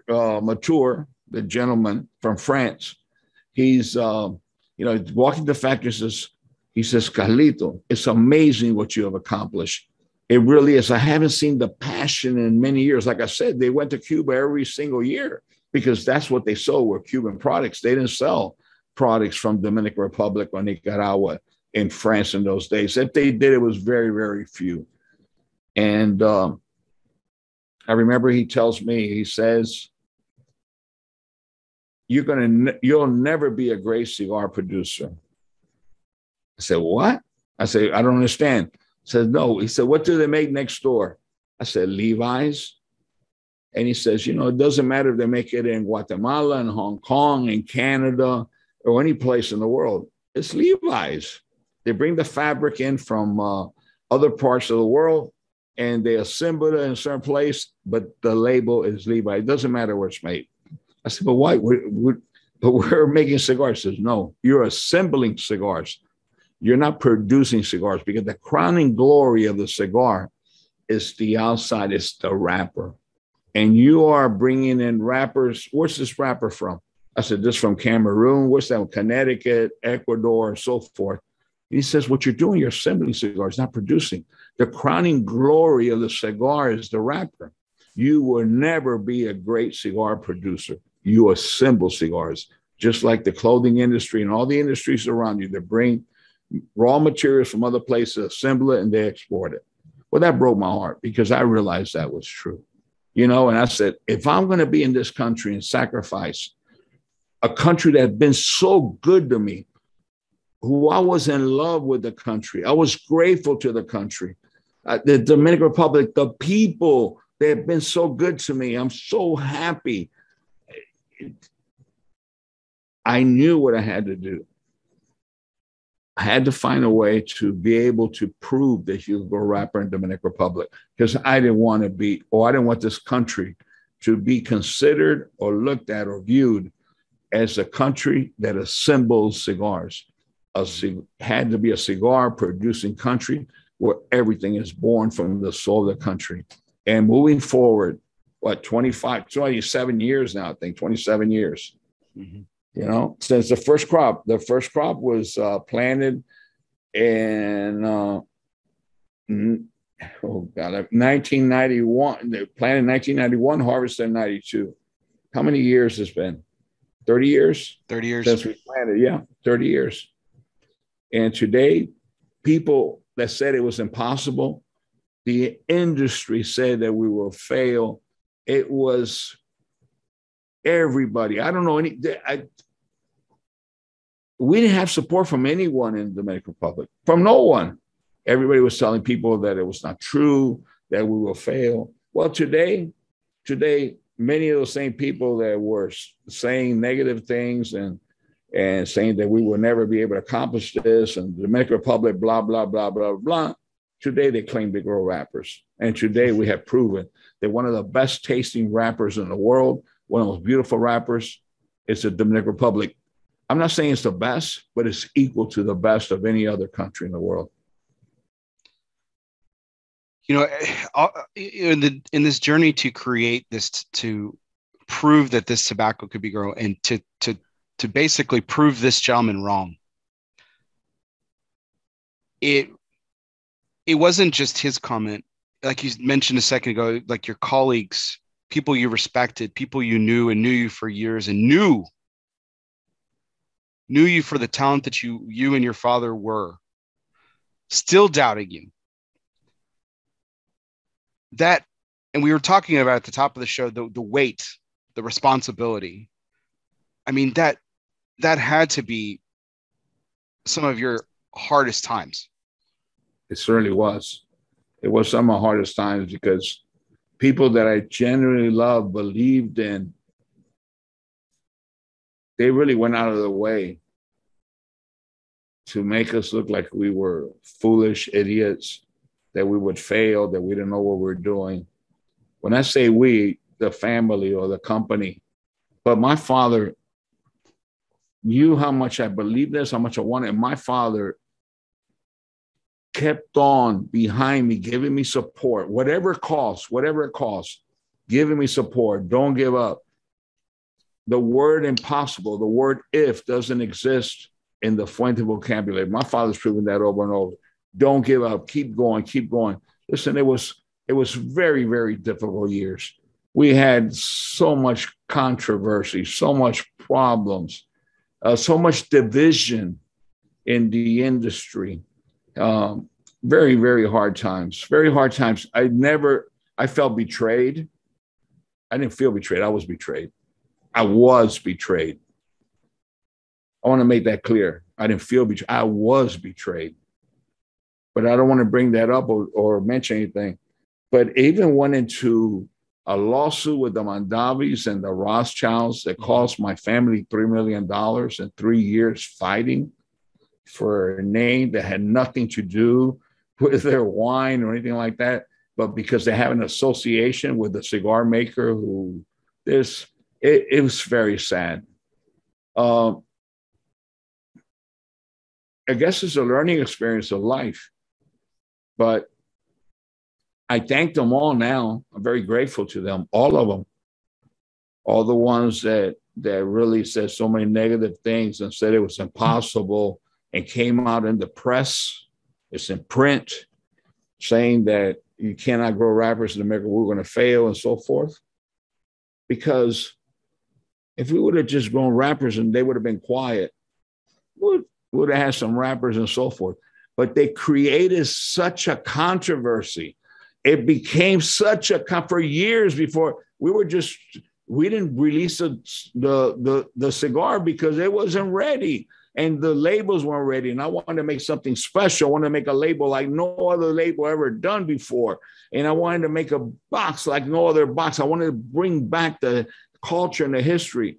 And during these 2 years, from 1991, 92 to 1995, in 95 or 6 when it was, well, the lawsuit was in 97, or we got season, it's not 90s. During all that time, they're attacking us. And if it wasn't for that, the whole world knew about this, knew about these, who are the Fuentes, that's not true. They're lying. They're using tobacco from an island not too far away, and they're saying that it's Dominican. It's not true. All of the big voices of the industry. Some of them are not around today. They passed. And they created this controversy so big that I think today that the brand would have not gotten this status that it, the most sought after, the most controversial, everything that it achieved, if it wasn't for this controversy. Mm-hmm. During the lawsuit with the Mondavis and the Rothschild, you're talking about two big, powerful international companies, world companies. They were in all the editorials and saying about how this little family is infringing on them, whatever the words are and everything, blah, blah, blah, this and that. They made the world of the wine world, because this was through the wine publication mostly, and of course all the cigar publication, but the people knew who we were. But the wine industry, nobody knew who the Fuente family was. It was just that time. But Marvin, who has the Shanken publication to come out with Cigar Aficionado, their big magazine was Wine Experience, or Wine Spectator. Right. So there's all these articles and editorials, and I think they did ads and everything about what we're doing and blah, blah, blah, blah. And the lawsuit, imagine a little family like us. But what I didn't know, that the Mondavis and the Rothschild, as famous and powerful they were, they had a lot of enemies, a lot of competitors that want to see them go down. They've been around for a long time, and they had a history. They had adversaries and everything. And all of a sudden, the wine industry started sending me letters and sending stuff and reaching out. Don't give up. This is wrong. This is David versus Goliath. This is an abuse. These people, that family, they've had issues within. The father doesn't speak to the son and the other brother. That's terrible. Those people have been in war with each other. Those people are not. Don't give up. Don't give up. Don't give up. Don't give up. But don't forget, Wine Spectator also gave out all these awards to the best restaurants, the restaurants that have the biggest wine list. So all of a sudden, Fuente Basex, the Fuente family, becomes a household name in the news to everybody in the wine industry, everybody in the restaurant industry, and this whole country. If it wasn't for my colleagues who really went out to destroy us, I don't think that we would have reached that notoriety that we reached. But you asked a question, and I just want to say the following. Our goal was just to be able to prove that you could grow wrappers in Dominican Republic. There's no logical reason why not. The soils are beautiful, the climate, there's no reason, for heaven's sake. You grow wrappers in Florida, you can grow wrappers anywhere. Connecticut, come on, man. So I just wanted to be able to grow a wrapper, to be able to prove and be grateful to this country, and not be considered an assembler of cigars, but a producer of cigars, and for the country to be able to produce the wrappers. But you know what really happened, Bear? That cigar brought so much awareness and notoriety to our family, to our brands, and so forth. People started coming to visit. we became aware of a situation that probably we wouldn't have, never, there were no schools, no running water, no running electricity. And children at the age of 6, 7 years old were looking for work in the tobacco fields and the mines and everything. And I really believe, remember I said God speaks to them in different ways? The Fuente Oversex brand was the vehicle that to be able to grow a tobacco took us to this area, Caribe, where it was once known as the most violent location in Jamaica. It wasn't even a community location where criminals were high because there was no law enforcement right there, no electricity, no running water, no schools. There was a small little 5x8 little block thing without electricity, but it was nothing in that community, and children were working so they could eat that day.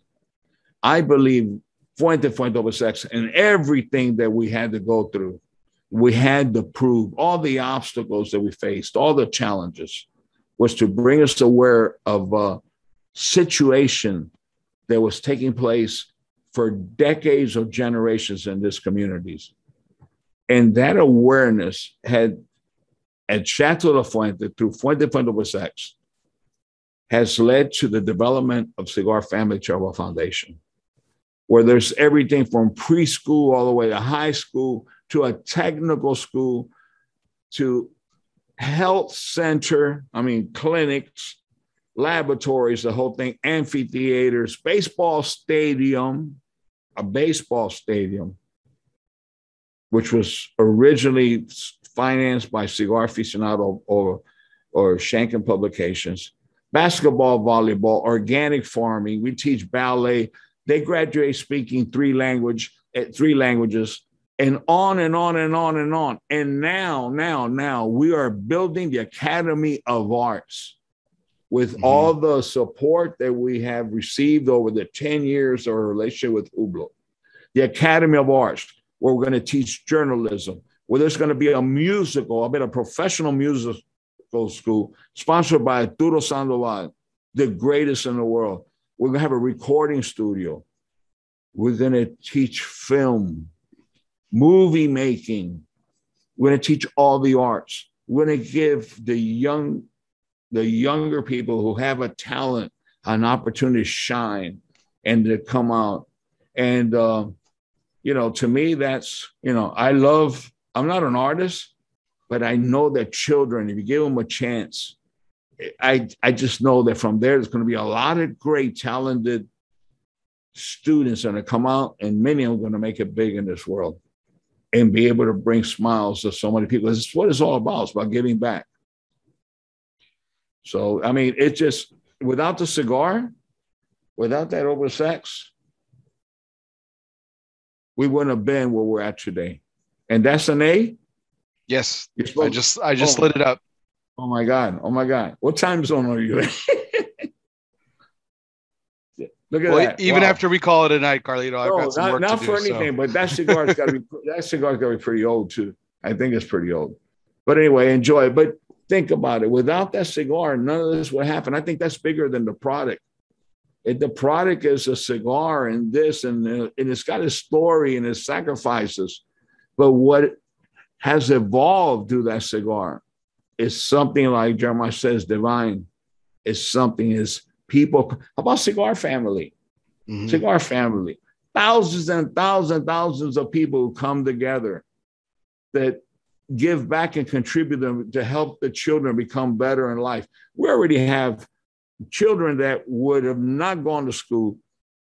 Young ladies, seriously, if you know these countries and you understand this sad world, girls at 12, 13 years old are getting married, or they get pregnant so they could help the mom or this or that, or they're working as a maid or helping in a house. Gangs, drugs. They're going to college. We already have teachers, architects, business owners, transportation business owners. We have doctors, you got to come down. You got to see it, because you know what? I could talk about it all day, all night, all week, all year. But you got to see it for yourself. That is amazing. And 100% that is raised through the Cigar Family Charitable Foundation goes directly to the cause, to the project, to the children, to the things.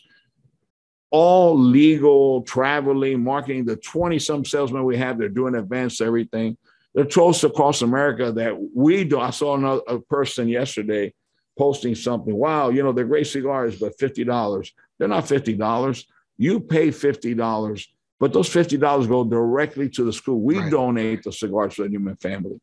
And 100% of everything, we cover all administrative, all legal costs, everything. It's the real thing. And it has been recognized by the United Nations as being the model of social and corporate responsibility and giving back. And to me, that is the opus. Because you know what opus means? It means your masterpiece, your work of a lifetime, your greatest achievement. To me, that is my opus, the Newman family's opus, and everybody in Cigar Family, everybody, that's their opus. Absolutely. So Carlito, once again, perfect segue. This is the time of the evening where we talk about a charity or nonprofit of my guest choosing, and what a wonderful way to kick it off by talking about the origin of the Cigar Family Charitable Foundation, which is the creation that I'm holding right now. The Opus X brought to life this realization for this small community. This community started with a school, if you could even call it that, one classroom, 8 by 10, just a few students. And now you just talked about it. Businessmen and women, doctors, lawyers, people are graduating knowing languages. Now you're going to be introducing the arts and music, thanks to Arturo Sandoval and your wonderful and beautiful friendship. Film. I remember you telling a story about when Sammy Sosa came to visit you guys down there. Wow. And nobody knew who he was because they didn't have television. No, they didn't know who he was. And now you get to teach it to them. You're bringing the world to them, the world of literature and the world of art, the world of medicine and science and math. This is your greatest creation, Carlito. And it has nothing to do with the fact of what I'm smoking. I agree with you, Bear. Totally agree. And for the reasons that we spoke earlier, you're absolutely right. I have no doubt in that. I strongly believe, and I'm very grateful.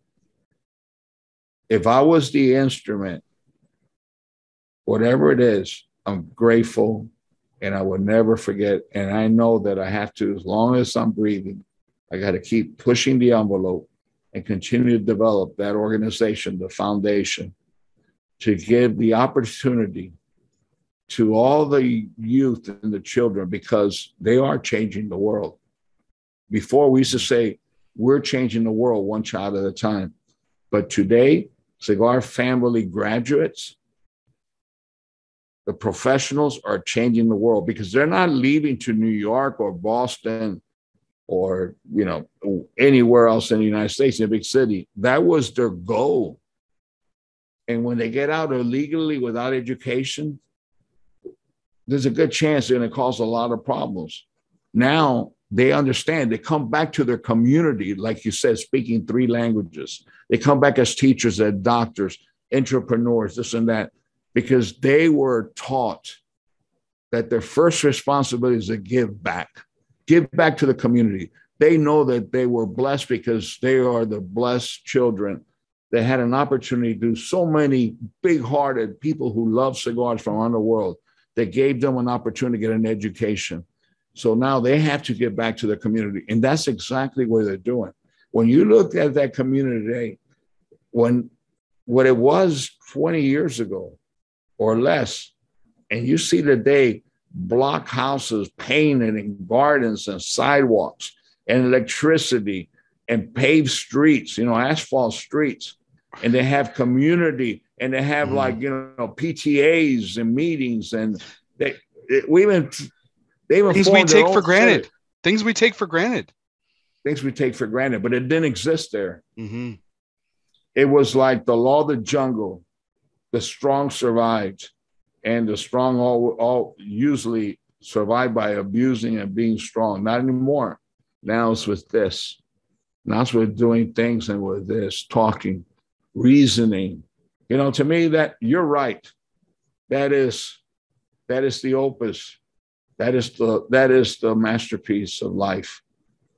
The results where this whole controversy took us and where we're at today with the foundation. I agree 150% with you.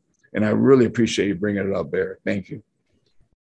Well, I'd like to make a call. I don't normally make too strong of a, I mean, I make a strong call on this every single week. We've featured dozens of amazing charities over the last year and a half during this segment. But I'm calling on everyone tonight who's listening in the chat to follow my lead on this, as I do every single week. I donate to the charity of choice, and I will be doing that later tonight.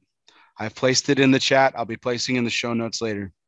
Please contribute to this amazing cause, to this amazing group of families, the Cigar family, the Newmans, the Fuentes, the Mirafels, everyone that we've talked about tonight are all a part of this amazing organization. Because of this, that community now that we just talked about went from one single classroom to a community fostering leaders for the next generation and the next generation to come. Please donate. Every little bit helps. It doesn't have to be a lot. No, every little bit helps. Please. Carlito, I just got a few more questions tonight. Again, I can't thank you enough for all this.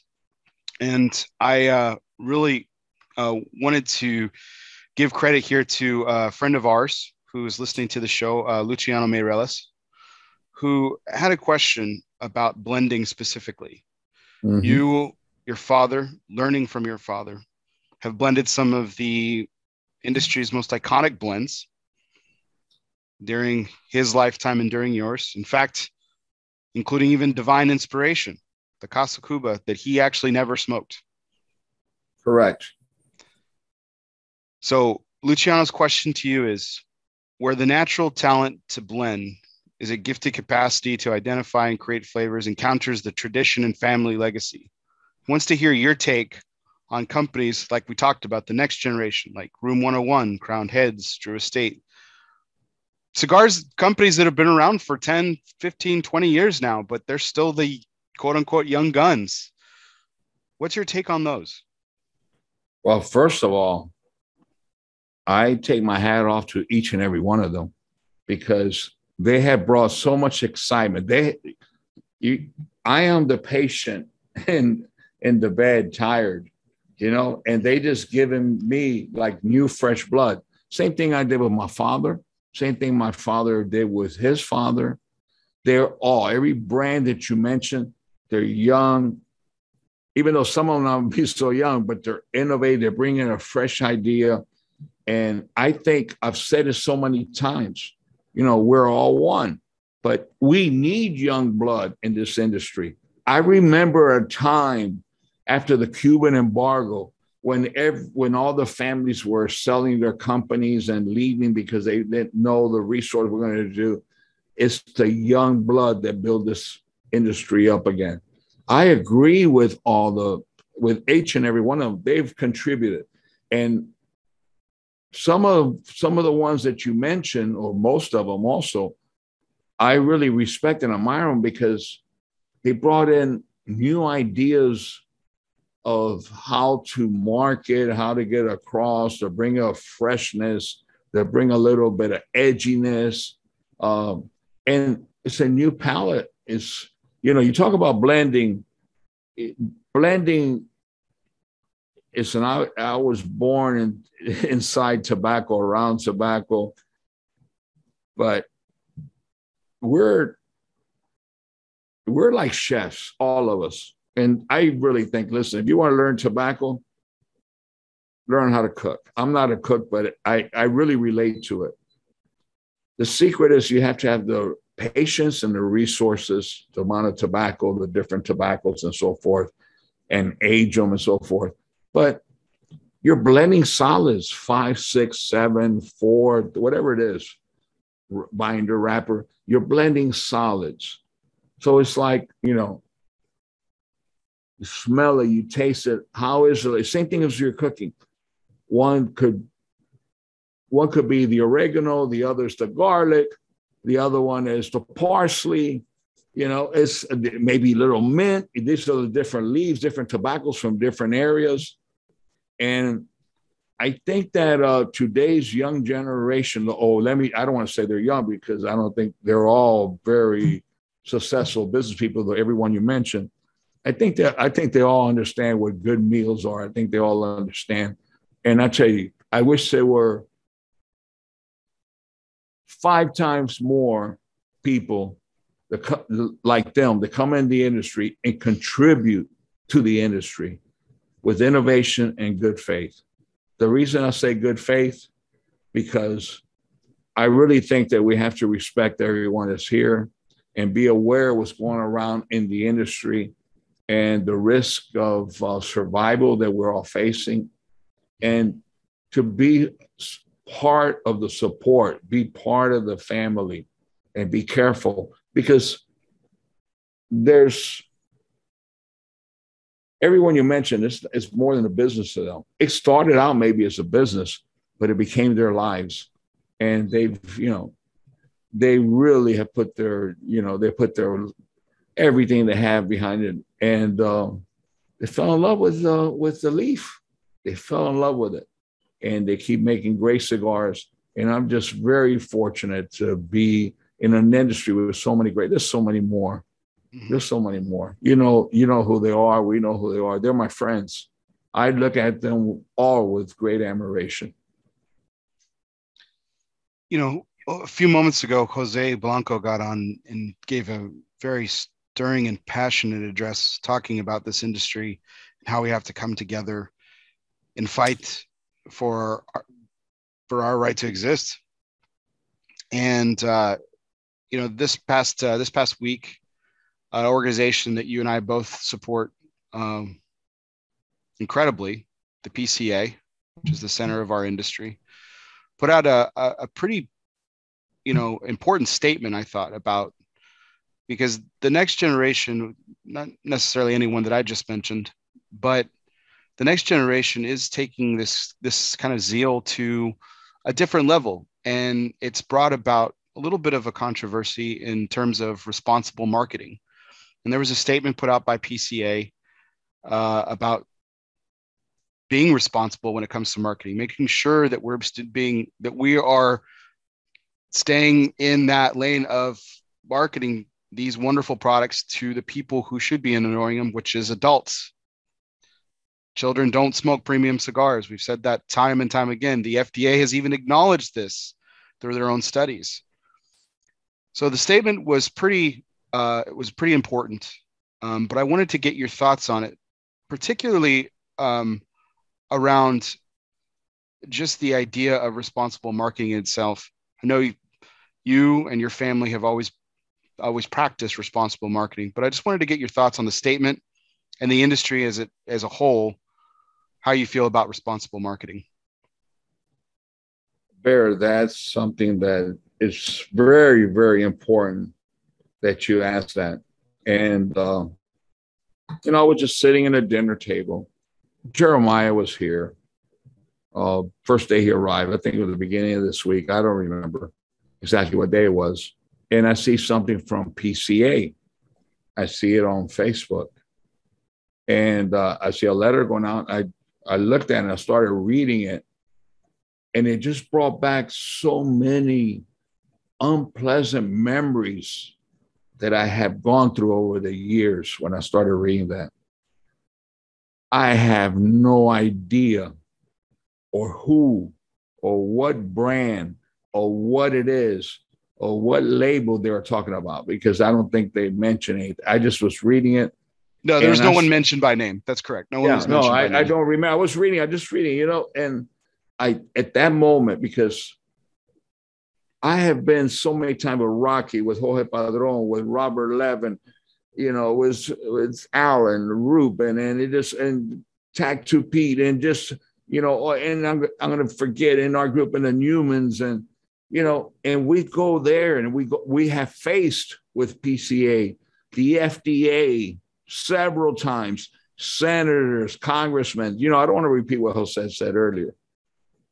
Constantly over almost 10 years now. And it's always about marketing to underage and so forth. We swear to be in front of Mitch Zeller and the last director, whatever, the senator that, I don't remember what we call his name, in front of them, and you're there and you see all these people taking notes who could be my children, who are 23, 24, and never even seen a cigar, have no idea, and tell you that's the same as a cigarette, who have no idea. And we're there and we swear to them, we do not market to children. And they're talking about all the stuff in gas stations, and they have all these different packagings. That one says sweet, the other one says banana, and they're showing us that is not who we are. Premium cigars. We need to be regulated. If we're going to be regulated, we don't want to be regulated, but we have to be regulated differently because we cannot survive under these rules. And we're trying just being practical.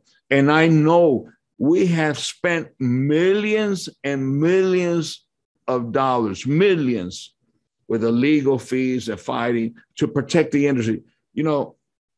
Today there's no warning labels, big warning labels covering 1/3 of the inside of the box, outside of the box, on an ashtray, on a hat, on so many things. You could imagine your program or any other program, that you have a warning label 1/3 ever so often about showing, hey, this is blah, blah, this or that. Horrible. We have fought and we've been able to at least postpone judgment. Okay. But the most important thing that we have fought for, and we have proven our group, is that the handmade cigar industry, premium cigar industry, does not market to minors or children. They are very concerned with flavors. We know the things. They're concerned with everything. When I saw the PCA letter, I don't know who they were referring to or what. I don't know. But I said, shit, man, this is the same shit over and over again. Nothing happens. You have a letter, they put it on Facebook, and a week later, nobody remembers the letter or read it. I thought to myself, listen, nobody in this industry has the balls, but I have to do it. And it was not perhaps done in good taste, but I had to do it. It's the only way to shake the fucking tree and bring people, at least so this conversation, maybe like Putin now, wants to have a conversation. You got it sometimes, because the PCA did not do it with the letter. It was weak. It didn't say anything. Okay, this is the letter. It hasn't changed anything. We have to be together. And are you with us or against us? I had no idea who it is, what it is. It wasn't intended to be. But I know that we all have to work together. And it was my intention to shake the house a little bit and bring attention so we could have a conversation about it, because they wouldn't have happened with that letter. The letter for the PCA was a softball underhand. And I tell you one thing, I know your colleague and everything. I take my hat off to Charlie Minato coming out and saying the shit the way it is. Listen, if we keep softballing and we don't stand to our grounds as an industry, all of us together, retailers most importantly, because they're the ones that have the communication with the consumer, and journalists that have communication with consumers to make them understand the picture. It's not trying to start a fight with anybody or start anything. Mm-hmm. It's to bring awareness that this industry, we are fighting very hard for everyone to survive, for everyone. We're fighting very, very hard. And the FDA has us under a magnifying glass. They go to the conventions. They're there. Mm-hmm. They're taking pictures. I don't want to go to the next meeting that we have to go with senators and this and that, because they say they're pretty smart and they have an agenda, and that is to shut us down. There's no question about it. They tell us in our face, they don't want any combustible products with tobacco in the market at all. They've told us, okay? Their intention is to finish with us. I don't want to go to another meeting and say, we do not market for children, because that's the only argument, because everything else, health, this, that, the amount of, that's all been more or less statistically proven. We have information for that to argue. It's underage children. I don't want to go to a meeting again after paying, as in our group, millions and millions and millions of dollars, and go there and say, no, we don't. Our industry, handmade cigars, are not market for children. And they bring out packaging with whatever it is the PCA was referring to, with images or this and that. They don't, the FDA, they're not cigar smokers. They're there to regulate us. And whatever, all they need is an excuse, one excuse. And you know what? They vote and it's over for us. Absolutely. I thought that the spirit of the letter was good, you know, the spirit of it. But I thought, like you said, Carlito, I thought there were a couple of parts that were just, why couldn't they speak like you just spoke? Let's take a hard line on this. I'm pulling a quote directly from the letter. Therefore, it is incumbent upon us as all to not only exercise common sense, discretion, and responsibility, and at times, restraint in our marketing and sales practice, but to respectfully encourage our peers and business partners to do the same. Those are really nice words. And like I said, the spirit of the letter is well-intentioned, but it needs to be more direct. Therefore, it is incumbent upon us to be responsible. Tell them not to do it. We will not associate with it. But we have players who have entered our industry that they know how to read and write, but they see a letter and they smile. You got to grab them by the balls and you got to pull hard on it to call their attention and tell them, listen, we're all, you do not come in our world to destroy us. It's going to come down to that. If not, we're all gone. It's over. It's going to come down to that. And I just thought myself personally, with all due respect to all my friends, and you were part of that, I just thought when I read that, I go, it's going to be the same thing again, another year, the same BS. So They know the dangers of marketing in a certain way. The PCA knows, they're involved. They're in Washington all the time. Mm-hmm. They know. Now, as an organization, they got to stand up. You know what? And if the organization destroys itself, but at least go down fighting, because they're going to go down because they don't fight. They're not fighting with strength. They're fighting with beautiful, flowery words that caress the enemy and tell them, hey, look, that sounds a little bit like Biden, and I don't know where you're at. Hey, you're my buddy, this and that, blah, blah, blah. And here's Putin that has balls and is going to go and take over the world. And that's good. I'm telling you, you got to be very careful, man. That's Jose says 2 cents, that's my 3 cents. And I really strongly believe that. We've already spoken about this for so long, so many meetings, so many things. I just think that my only intention was not personal. It was just to bring awareness of this situation. Absolutely. It's not upon myself to make judgment or I can't resolve this. The only thing I could do is speak strongly and express what could really happen. I think Jose said the same thing. Jeremiah said the same thing. What could happen to all of us with a few players that just don't understand or not in it for the long haul. They're in it for the short term or for the fast turn. They wants the fast lane and whatever. We just have to be careful. And I don't think anybody means any harm. Mm-hmm. I think they're just not aware of the dangers. They're not supporting, because I know the members of CRA who are paying for these bills and everything. Nobody, no members, no serious member is doing anything like that I'm aware of. So there are probably people that not even aware the dangers that they may cause the industry. Probably not aware. But I think that it's time that the PCA and every organization, the journalists, the blogs and everything say, hey, guys, we're all together in this. We all have to be successful so everybody wins. I want there to be another 20, 30 new beautiful brands in the next coming years coming out and be successful and make this world, because the more the merrier, the more consumer, the happier. There's room for everybody. That's been proven. Room for everybody. But if all of a sudden your show or every Coop show and every other show, Abe's show or whatever it is, all of a sudden they got warnings, every other thing, blah, blah, blah, and half your face is covered, and you know, a Fuente hat has to be covered, and a Fuente bag has all these warnings. Or a box of cigars, are you going to give for a wedding a box of cigars that's half covered, the labels and this and that? It's going to become like Europe.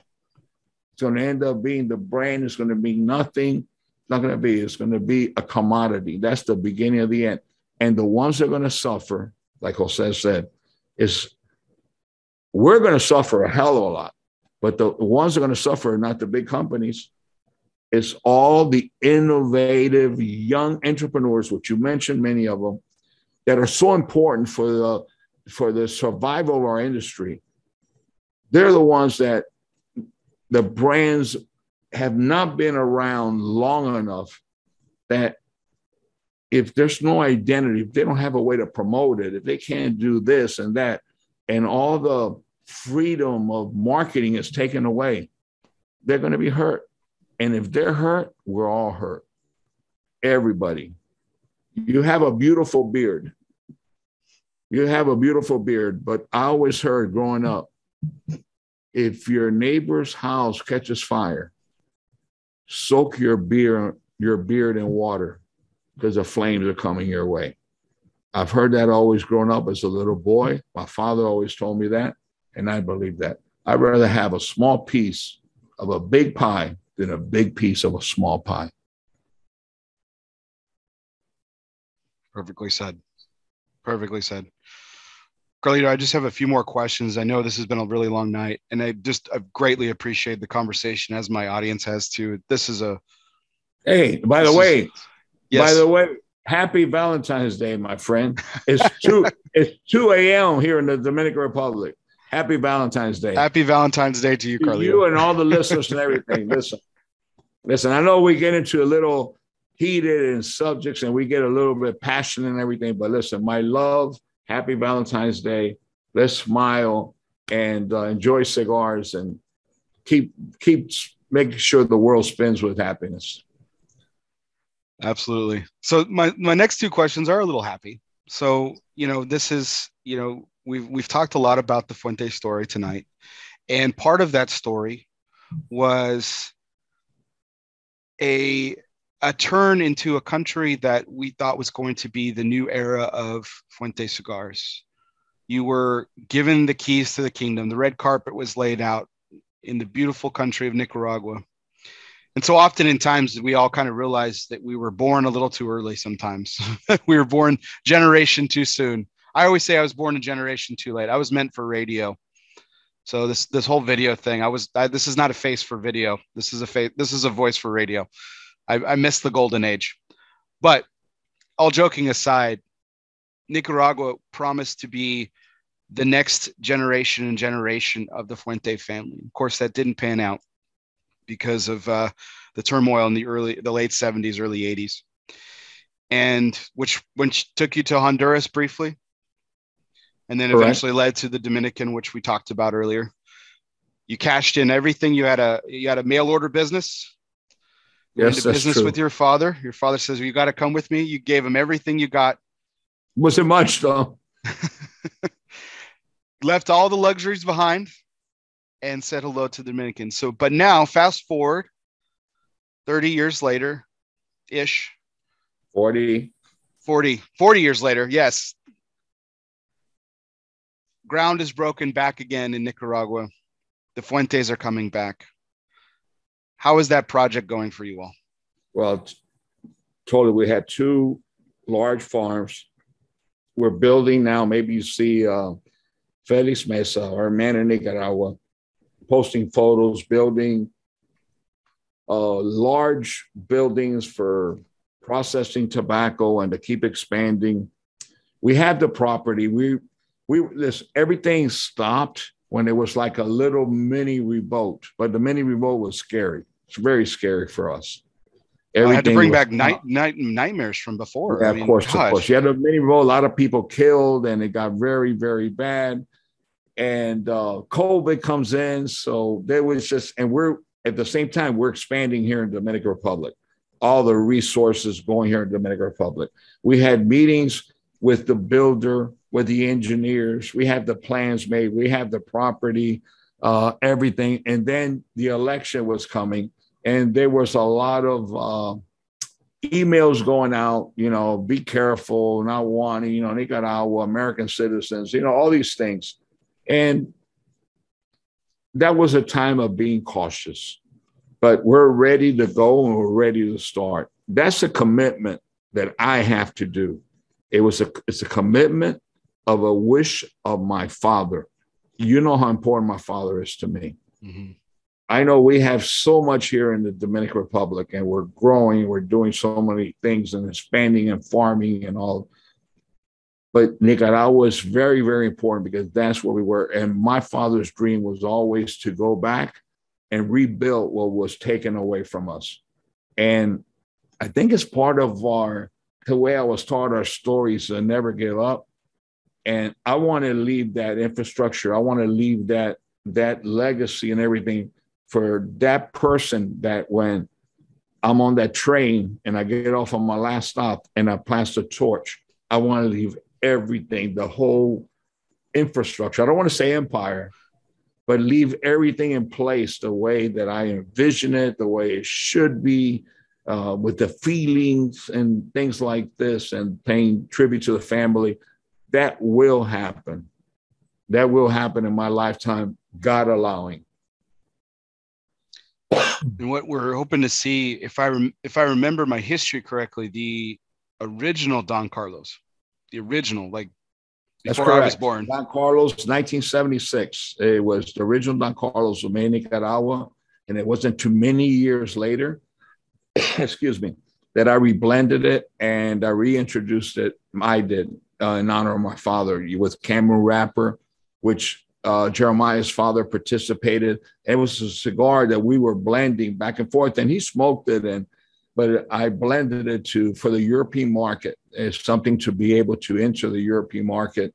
And hopefully it was something that they would gravitate to, like, or whatever you want to say, because at that time, really, they didn't know anything other than Cuban tobacco and Cuban cigars and Cuban brands. So it was reintroduced in Dominican Republic. Sorry. So is the dream to hopefully to bring the original Don Carlos home? The tobaccos using in Don Carlos could be grown again, but they're not being grown now. I know what they are, but of course. Yeah, maybe someday, someday we could do that. But I want to enter Nicaragua to make Fuentes, not Fuente brands, Fuente cigars, our style, our way of blending, our things, and do things our way. My envision of what we've worked at together as a team, our whole team, is basically what we have here and just transporting it over there. But we're going to, of course, we have different tobaccos. We've grown already 6 crops, and we haven't used a leaf yet on several farms. That's awesome. So, I want to, but not the fun, but we have other brands. We have some very, very beautiful. We're going to start little by little. I don't intend to make a lot of cigars. I don't intend to take one cigar maker from any of my friends over there who have factories. They're all my friends. We're going to start training. As a matter of fact, the building that we're building now, which is separate from where the factory is going to be, we're starting to train people. Oh, that's great. I want to train people and they learn. I want to train people. I want to do things our way. and I don't want to interfere with anybody there. I'm there to support Nicaragua, to help build Nicaragua and contribute to Nicaragua. But by no means I'm from the old school. I know what could happen with when you disrespect one of your colleagues and you take some of their people and everything, which is very common. I don't believe in that. I suffered a lot when they did it to me. I don't want to do it to anyone else. And it's in that spirit, Carlito. I remember a story you were telling us once about when this was all coming down and it hadn't been announced yet. You kind of even snuck into the country. Yeah. You didn't want anyone to know because you wanted to make sure that everything was done right. You find your way into the office of your good friend, Jorge Padron. Wow. I'm surprised. You're absolutely right. And you tell him about this move and everything. And the reaction he gives you is, no, he was jubilee. He was happy, hugged me.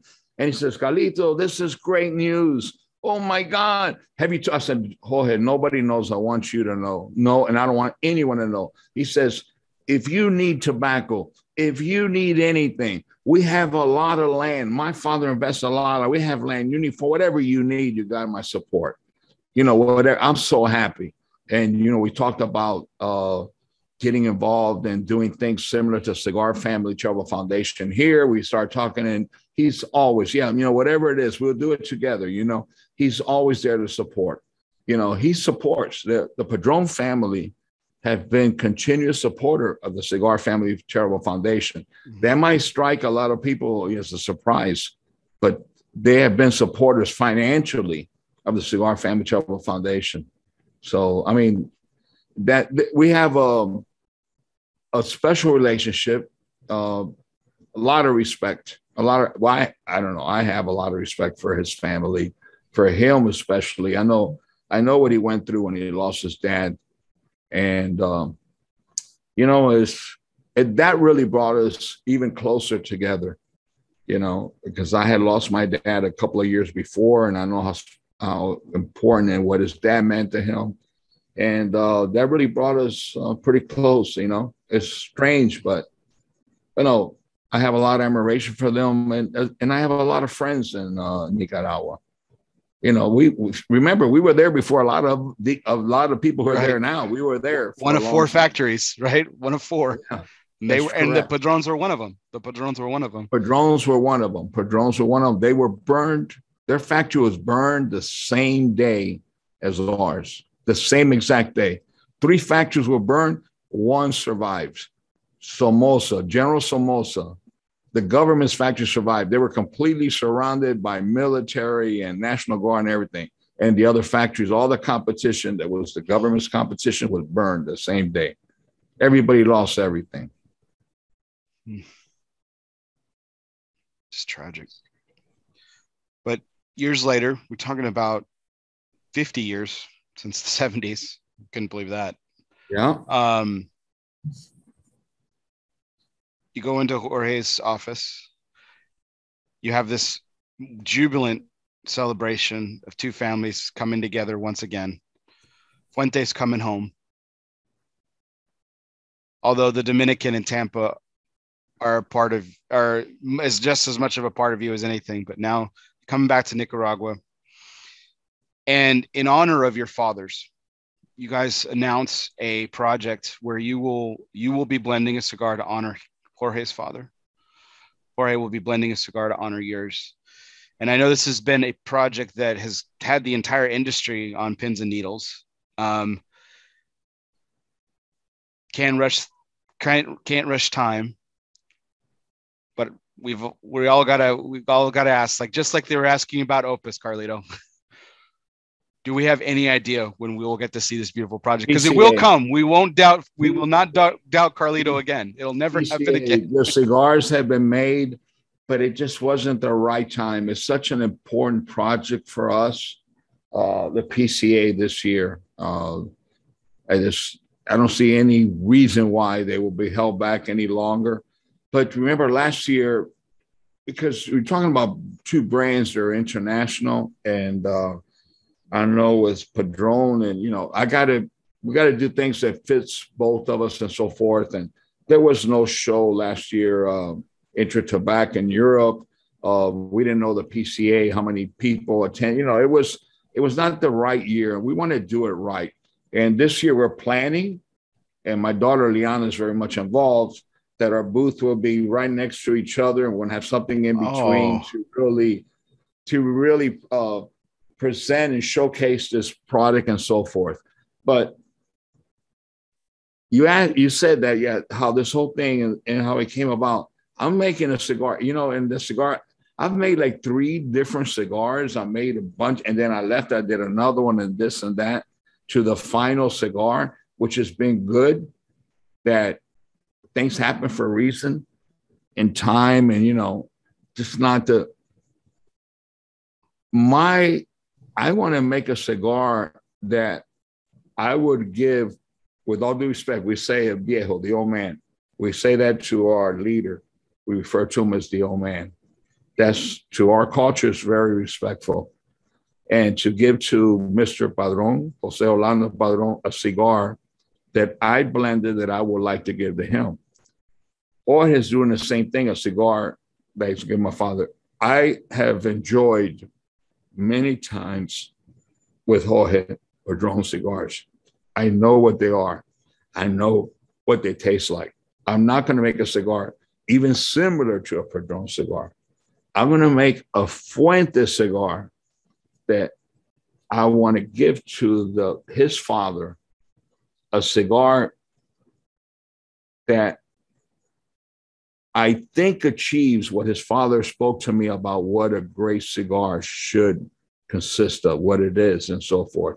So that's not easy, we talk about responsibility. That's not easy, and I just hope people enjoy it. But remember, I'm not going to make a cigar that's going to be like a Padron cigar at all. That's not my intention. And I'm sure I'm going to make a cigar that I think I would give to his father and explain to him why I made that cigar for him. And it's a beautiful project and a beautiful story. It gives us an opportunity to pay tribute to our fathers. And I think it's something that, I don't know, is especially good for our children to see, that you don't forget where you come from, and you always, always respect and pay tribute to those who gave us the opportunity to be where we're at today. I really look forward to this project. But believe me, I don't think I suffered anymore with Opus X or Fuente Opus X or any other thing than this project. This project, you talk about responsibility and and pressure on the shoulders. It's been that way with me. We know Jorge is feeling the same pressure. It's a beautiful project. Hey, I'm sure Jorge's fine. It's a beautiful project, and what a token of respect to 2 of the greatest men that this industry has ever known. So thank you so much. Thank you for including my father in that. Thank you. Absolutely. Well, Carlito, it is that time. And before we conclude, this show took a little bit of a different turn with a couple of notable absences of some key features, key segments rather. But we thank the people who bring this show and make it possible. Drew Estate, mentioned before, United Cigars, Dunbarton Tobacco and Trust, Protocol Cigars, and this entire industry that supports this show, so that I can continue to have amazing conversations like the one that we've had this evening with Carlito Fuente. Special appearance by Jose Blanco and Jeremiah Mirafel. Cannot thank them enough for hopping on as well. And we thank our entire audience for staying up late with us, and bidding a good morning to Valentine's Day, as it is for both of us now. Happy Valentine's Day to you, sir. And just want to thank everyone, our audience, all the likes, the shares, the comments.